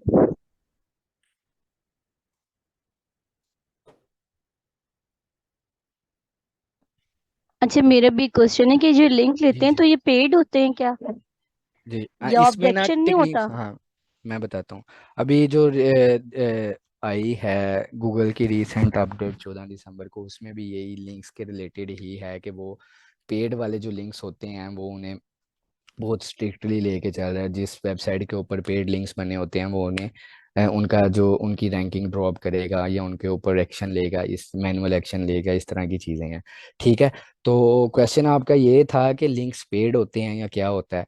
लिंक्स हर किस्म के होते हैं, आप फ्री भी बनाते हैं लिंक्स, ये आपकी एक्सपर्टीज पे डिपेंड करता है। ठीक है, आप फ्री भी बना सकते हैं, आप पेड भी ले सकते हैं, लेकिन उसमें आपने ध्यान रखना है कि आप पकड़े ना जाएं। ठीक है, पकड़े ना ये जाएं कि इस यही मैं सेंस पूछ रही थी आपने, कि हाँ, ऑब्जेक्शन नहीं होता कि अगर हम किसी का ले लेते हैं लिंक तो वो बाद में ऑब्जेक्शन करे? ना ना उसमें ये नहीं होता कि आपने कोशिश करना है कि उसका एक ना रिलेशन टैग होता है। ठीक है, रिलेशन टैग जो जैसे डू फॉलो होता है, नो फॉलो होता है, स्पॉन्सर होता है, यूजीसी होता है। ठीक है, ये सारी चीज़ें होती हैं जो गूगल को बता देती हैं कि अच्छा ये किस तरह किस्म का लिंक है। जब आप स्पॉन्सर्ड लगा देते हैं ना उसके अंदर, यूआरएल के अंदर, तो तब उससे गूगल को पता चल जाता है कि अच्छा ये पेड लिंक है। ठीक है, जी सही, बिल्कुल। हाँ ठीक है, तो आपने इन चीज़ों को फोकस में रखना है। ठीक है, लिंक्स फ्रॉम होम पेज। ठीक है, आपने कोशिश करना है कि जब आप फर्ज करें आप किसी वेबसाइट से लिंक ले रहे हैं, आपने उसके पेज से किसी दूसरे पेजेस पे जाके लिंक ले लिया तो वो तो ठीक है, आपको ओके है। लेकिन अगर आप होम पेज से ले लेते हैं ना तो जितना हमें पेज से फ़ायदा होना था 20%। जब हम होम पेज से लेंगे ना उसके किसी दूसरी वेबसाइट के होम पेज से, तो हमें 50 to 60% हमारी जो है ना वो बेनिफिट की जो परसेंटेज है वो हाई हो जाएगी। तो हम ये कोशिश करेंगे लाइक जो अगर हमें कहीं से अपॉर्चुनिटी ऐसी मिलती है कि किसी के होम पेज से हमें लिंक मिल रहा है, तो हम होम पेज से लिंक ले रहे हैं। ठीक है। अच्छा, उसके बाद number of do follow versus no follow. ठीक है, अब डू फॉलो लिंक क्या होता है और do no follow back link क्या होता है। डू फॉलो बैक लिंक ये होता है कि आप गूगल जब आपके किसी भी आपके आपने फर्ज करें किसी वेबसाइट से लिंक लिया हुआ है, गूगल का क्रॉलर आया है, ठीक है, उसे रिलेशन मिला है डू फॉलो का, ठीक है, गूगल उसे क्रॉल करेगा, ठीक है, उसे थोड़ी बहुत क्या कहते हैं प्रायोरिटी देगा। लेकिन जैसे ही वो गूगल आएगा, अगर उसको मिल जाता है ये वाला रिलेशन नो फॉलो, ठीक है, तो गूगल क्या करेगा कि उसको कंसीडर ही नहीं करेगा, कंसीडर सम हाउ करेगा, लेकिन जिस तरह डू फॉलो करता है वैसे कंसीडर नहीं करेगा।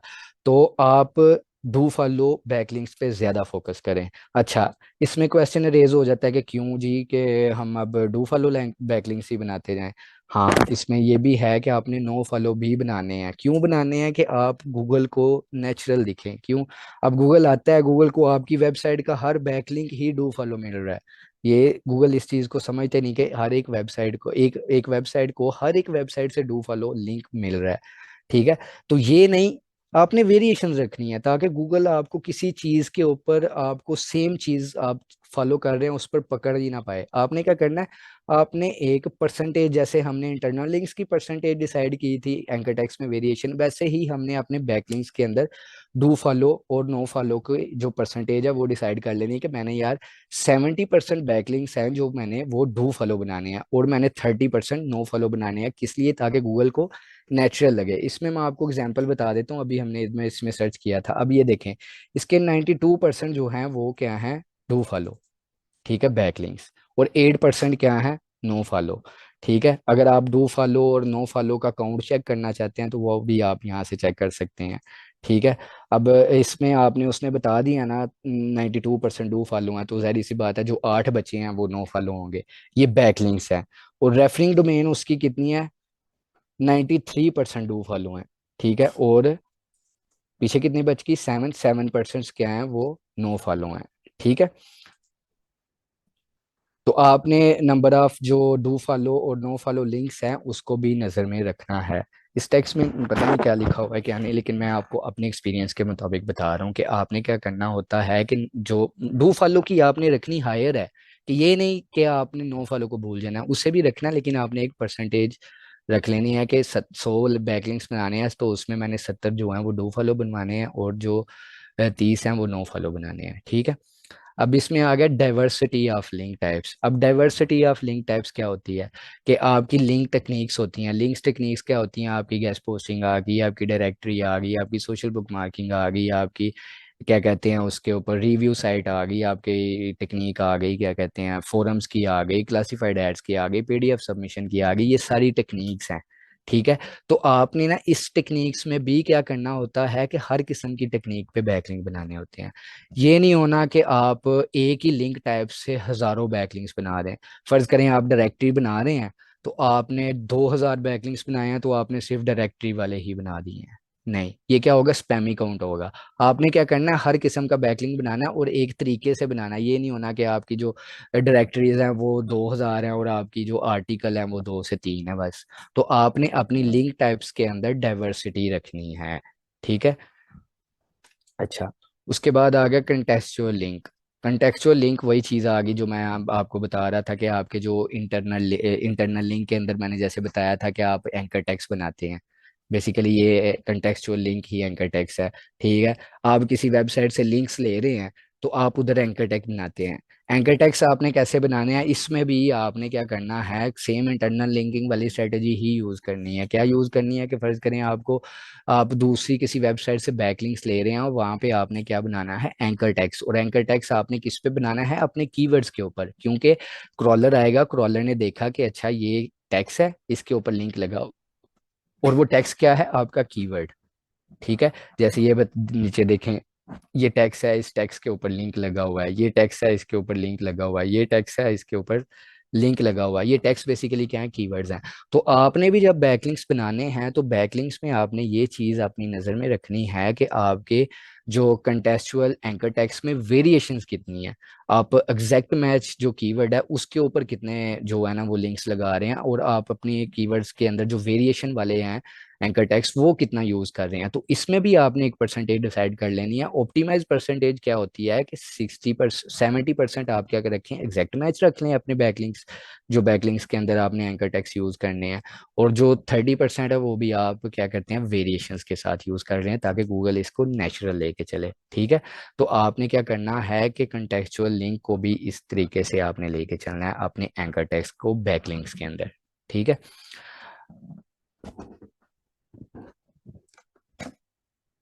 जैन, ठीक हमारे है। ये पास अभी ना 6 मिनट बाकी हैं। तो अगर आपको कंटिन्यू करनी है तो फिर हम अगेन ज्वाइन करेंगे, और अभी बच्चे जो है वो शायद क्वेश्चन आंसर भी चाह रहे हैं करना, तो आप मुझे इन्फॉर्म कर दीजिएगा, ठीक है? तो ये 5 से 6 स्लाइड्स ही रह गई हैं बेसिकली। ठीक है, चलें, सही है। तो लिंक एंकर भी वही एक चीज़ आ गई, जिस तरह हमारा वो जो मैंने आपको बताया कि आपने जो क्या कहते हैं एंकर टेक्स्ट, ठीक है, एंकर टेक्स्ट के ऊपर जो लिंक लगा हो आप वो आपने किस तरह यूज़ करना है, आपने सेम उसी तरीके से चलना है कि आपने एक परसेंटेज डिसाइड कर ली अपने जेन में, और उस परसेंटेज के हिसाब से ही आपने बैकलिंक्स बना लिए। ठीक है,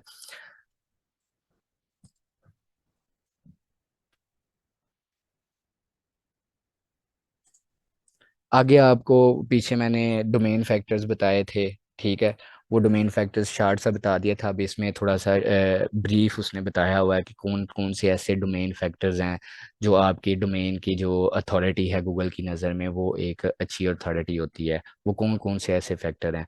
उसमें आ जाता है डोमेन रजिस्ट्रेशन डेट। ठीक है, आपकी जो अगर फ़र्ज़ करें आपकी डोमेन की जब आपने डोमेन खरीदी या रजिस्टर्ड हुई है गूगल के पास पहली दफ़ा जो नज़र में आई है तो वो कितनी देर हो गई है, बेसिकली डोमेन एज आ गई।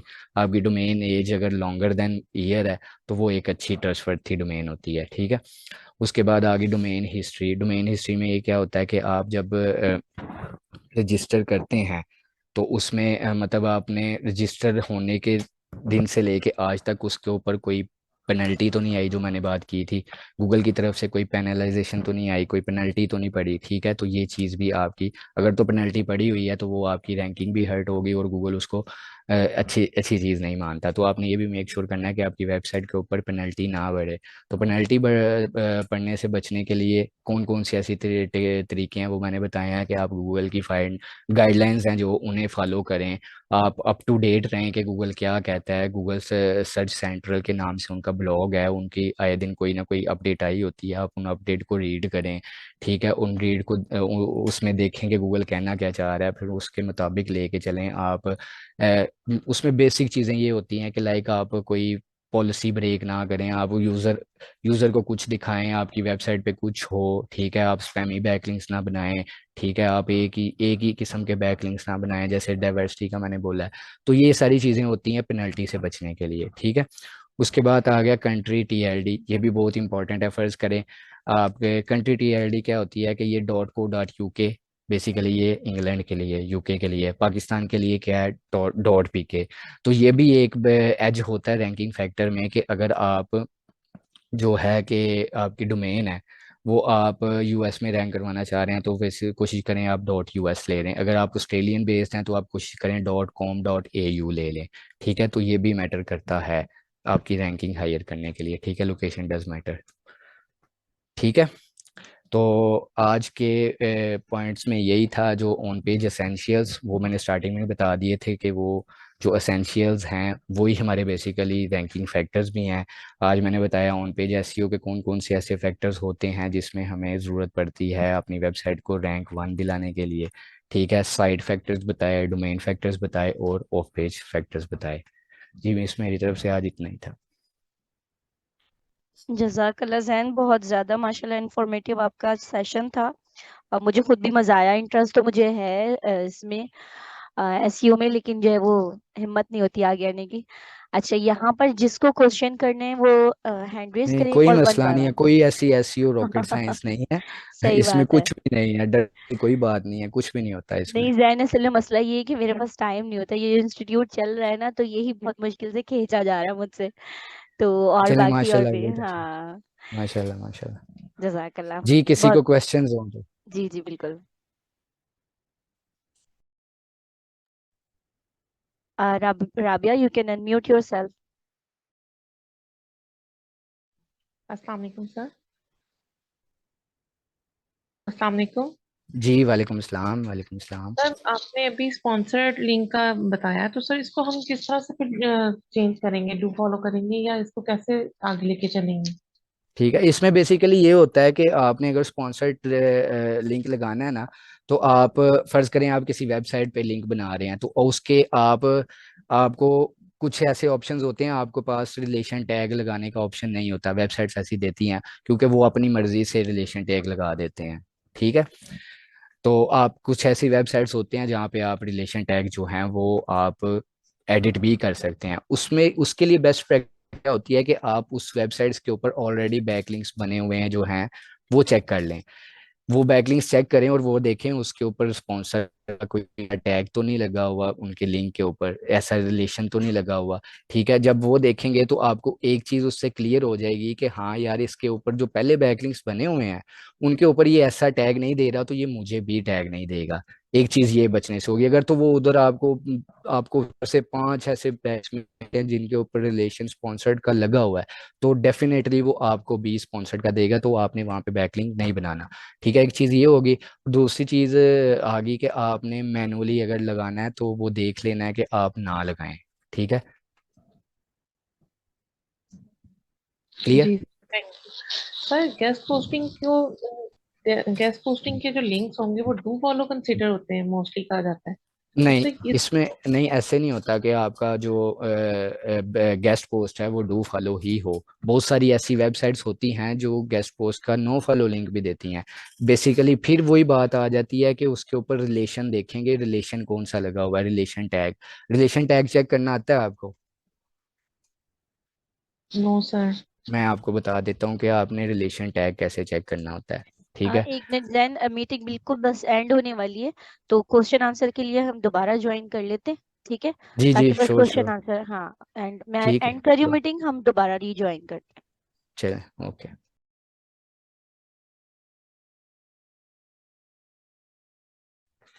अच्छा, मैं आपको वो क्वेश्चन जिसने भी पूछा था मैं आपको बता देता हूँ कि आपने ना रिलेशन टैग चेक कैसे करना होता है। फर्ज करें मैं आपके पास ना कोई गेस्ट पोस्टिंग साइट ओपन कर लेता हूँ। ठीक है,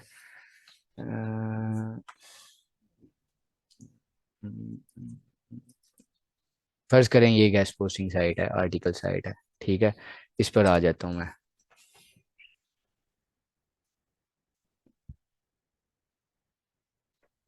ठीक है, इसका कोई आर्टिकल हम ओपन कर लेते हैं। फर्ज करें हम ये ओपन कर लेते हैं।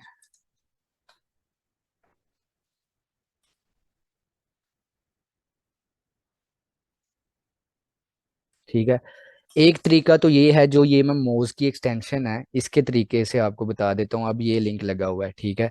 फर्ज करें ये, हाँ, ये आउटबाउंड लिंक है।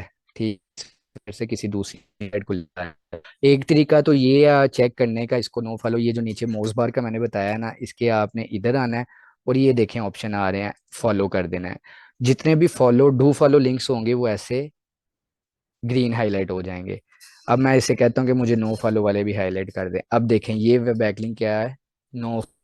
अब इस वेबसाइट से, ये आर्टिकल वेबसाइट है, गेस्ट पोस्टिंग साइट है, ठीक है, यहाँ से कि इस वेबसाइट को लिंक जा रहा है वो नो फॉलो है। ठीक है, इससे ये क्वेश्चन क्लियर हो गया कि हर वेबसाइट के जो गेस्ट पोस्टिंग साइट है, हर लिंक डू फॉलो नहीं होता। पीछे क्या होता है कि इनके ऊपर एक पीछे एक रिलेशन का टैग लगा होता है, वो आप इंस्पेक्ट करके चेक कर सकते हैं। अब नो फॉलो टैग लगा होगा, ठीक है, वो रिलेशन टैग। अब इसमें आएंगे आप,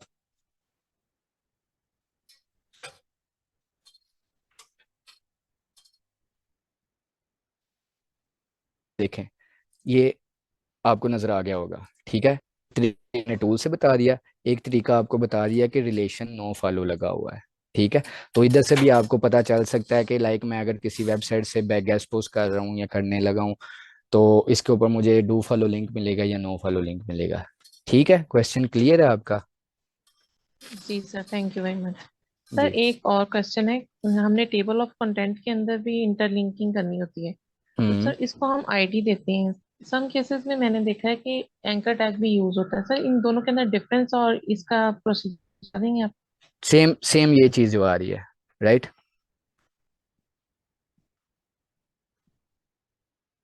यही कह रहे हैं ना आप, जैसे ये जी सेम चीज सर। है। जी सर। ठीक है। हाँ, इसमें कोई मसला नहीं होता, आप ये यूज करें, ये अच्छी चीज होती है कि आपको, आप देखें, फर्ज करें ये hair cut with an under cut है ना, ठीक है, इस पर क्लिक करेंगे तो ये पेज के किसी नीचे सेक्शन में चला जाएगा। ठीक है।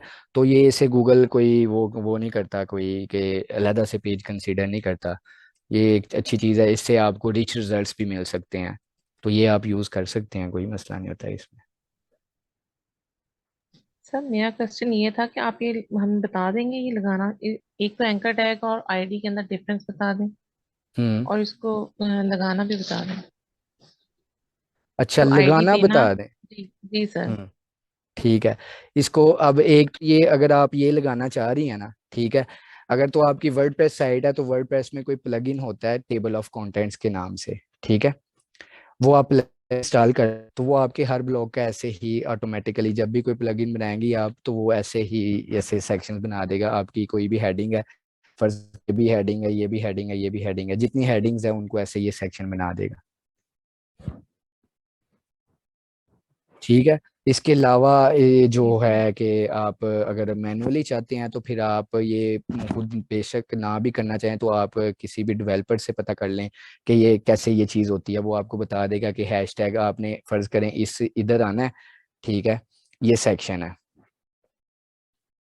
ठीक है, इस सेक्शन पे आके फ़र्ज़ करें ये सेक्शन है, ठीक है, इस सेक्शन पे आके आपने वर्डप्रेस में जाना है। इसकी एडिटिंग ही बेसिकली डेवलपर्स का काम होता है। वहाँ पे आप जाके एक आईडी असाइन कर देते हैं, ठीक है, आईडी असाइन करके वो ऊपर आके आप टेबल ऑफ कंटेंट्स में वो आईडी मेंशन कर देते हैं। ठीक है। जी सर। Anyone else?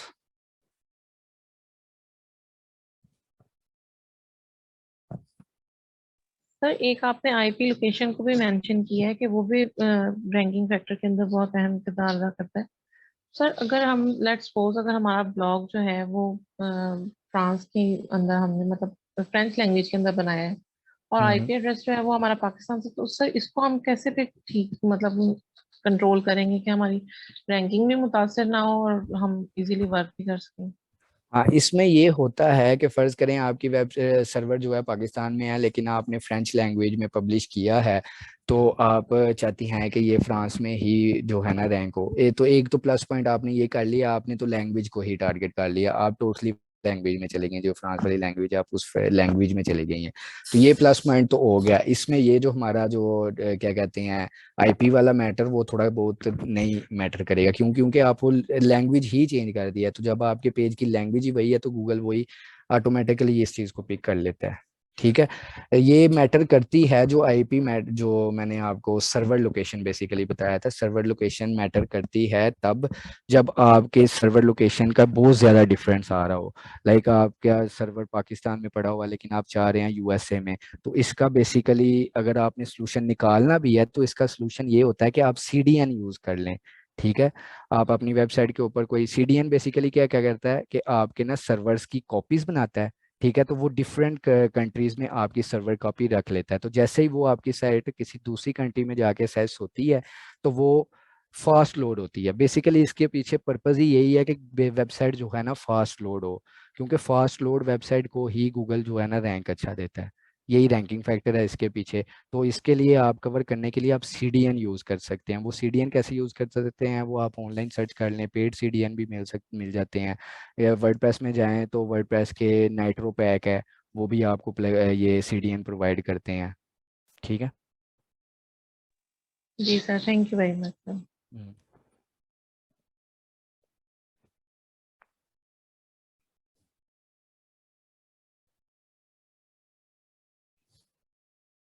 और ये अगर आप में से किसी को ये लिंक चाहिए हो, बेसिकली मैंने भी ये ऑनलाइन ही सर्च किया था क्योंकि मेरे पास इतना मतलब टाइम नहीं था कि मैं स्पेशल बनाने बैठता कोई स्लाइड्स वगैरह। तो ये मुझे ऐसे ही कुछ स्लाइड शेयर से मुझे स्लाइड मिली थी, तो वहाँ से मैंने आपको ये सारी चीज़ें बता दी। सर अगर किसी ये को लिंक चाहिए ग्रुप हो तो में मैं ये शेयर दे कर दूँ। दें। मैं ये जो व्हाट्सएप का ग्रुप है वहाँ शेयर कर दूंगा। ठीक है जी मिस। Thank you. जी जी सर जी थैंक बिल्कुल। यू। अच्छा, किसी और को क्वेश्चन करना है तो फिर आप कर लीजिए, नहीं तो फिर मैं एंड कर दूंगी मीटिंग।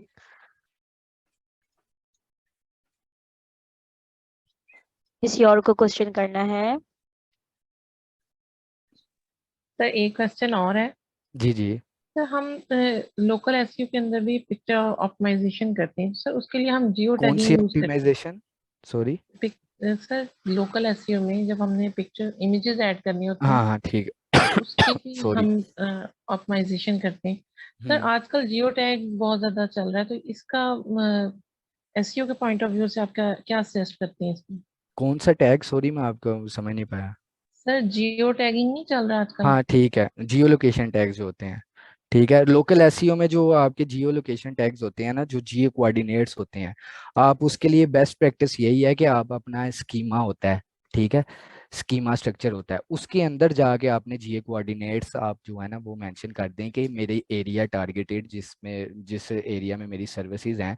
पर जैसे आप लोकल का कह रही हैं तो फर्ज करें मेरी लाहौर के अंदर अंदर सर्विसेज हैं, तो आप लाहौर के अंदर अंदर वाले वो जो जियो कोऑर्डिनेट्स हैं वो स्कीमा मार्कअप में जो है जाके ऐड कर देते हैं, तो वो उससे गूगल को क्या मिलता है, एक हिंट मिल जाता है कि अच्छा ये इस जगह पे इसकी सर्विसेज है और मैंने इस जगह पे इसको रैंक देना है, इसकी ये लोकल एसईओ। और बाकी लोकल एसईओ को और भी बहुत सारी टेक्निक्स होती हैं, और ये जो आप पूछ रही हैं जियो कोऑर्डिनेट टैग्स, हाँ ये आपको अच्छा बेनिफिट देते हैं अगर आप स्कीमा मार्कअप में इसे यूज़ कर लेते हैं तो। Okay thank you sir. Hmm, sir आपने कंपोजिट टाइटल कंपोजिट कीवर्ड का भी बताया कि हम दो तीन कीवर्ड्स को मिला हाँ के जी लॉन्ग टेल जी कीवर्ड बना जी लेते हैं। जी। तो सर मोस्टली हम देखते हैं कि जो कंपोजिट कीवर्ड्स होते हैं वो टाइटल के अंदर यूज किए जाते हैं। हम्म और सर एस्तर ने हमें बताया लास्ट लेक्चर में हम्म कि हम्म हमने एक प्राइमरी कीवर्ड रखना होता है और दो या तीन सेकेंडरी कीवर्ड्स रखने होते हैं एक हम्म पेज के ऊपर। हम्म। और एक पेज के ऊपर हमने एक ही लोकेशन को टारगेट करना है, हम ये नहीं कर सकते कि हम दो लोकेशंस को एक पेज के ऊपर टारगेट करें, बिल्कुल जिससे ठीक इससे बात ये है। रैंकिंग। बिल्कुल ठीक बात है ये। जी ठीक है, सर। कंपोजिट कीवर्ड का ये होता है कि आप मेटा टाइटल्स में उसे यूज कर सकते हैं। ठीक है, आप जहां भी उसे यूज करना चाहते हैं कर सकते हैं, बस ये नजर में रखना है कि आपके सारे कीवर्ड्स कवर हो रहे हों, आपके दूसरे जितने कीवर्ड्स हैं वो हर्ट ना हो रहे हों उससे। ठीक है, जो प्राइमरी कीवर्ड है, खास करके जो आपका प्राइमरी कीवर्ड है वो हर्ट ना हो रहा हो। जब आप कंपोजिट बनाएं तो आप कोशिश करें आपका जो प्राइमरी कीवर्ड है वो एक साथ आना चाहिए। बाकी आप उसे लॉन्ग टेल कैसे बना सकती हैं, प्राइमरी कीवर्ड के स्टार्ट में कुछ लगा लिया, प्राइमरी कीवर्ड्स के एंड पे कुछ लगा लिया, इस तरह आप करके कंपोजिट कीवर्ड को आप मैनेज कर सकते हैं, लेकिन आपने प्राइमरी कीवर्ड को हर्ट नहीं होने देना। ठीक है। Right sir.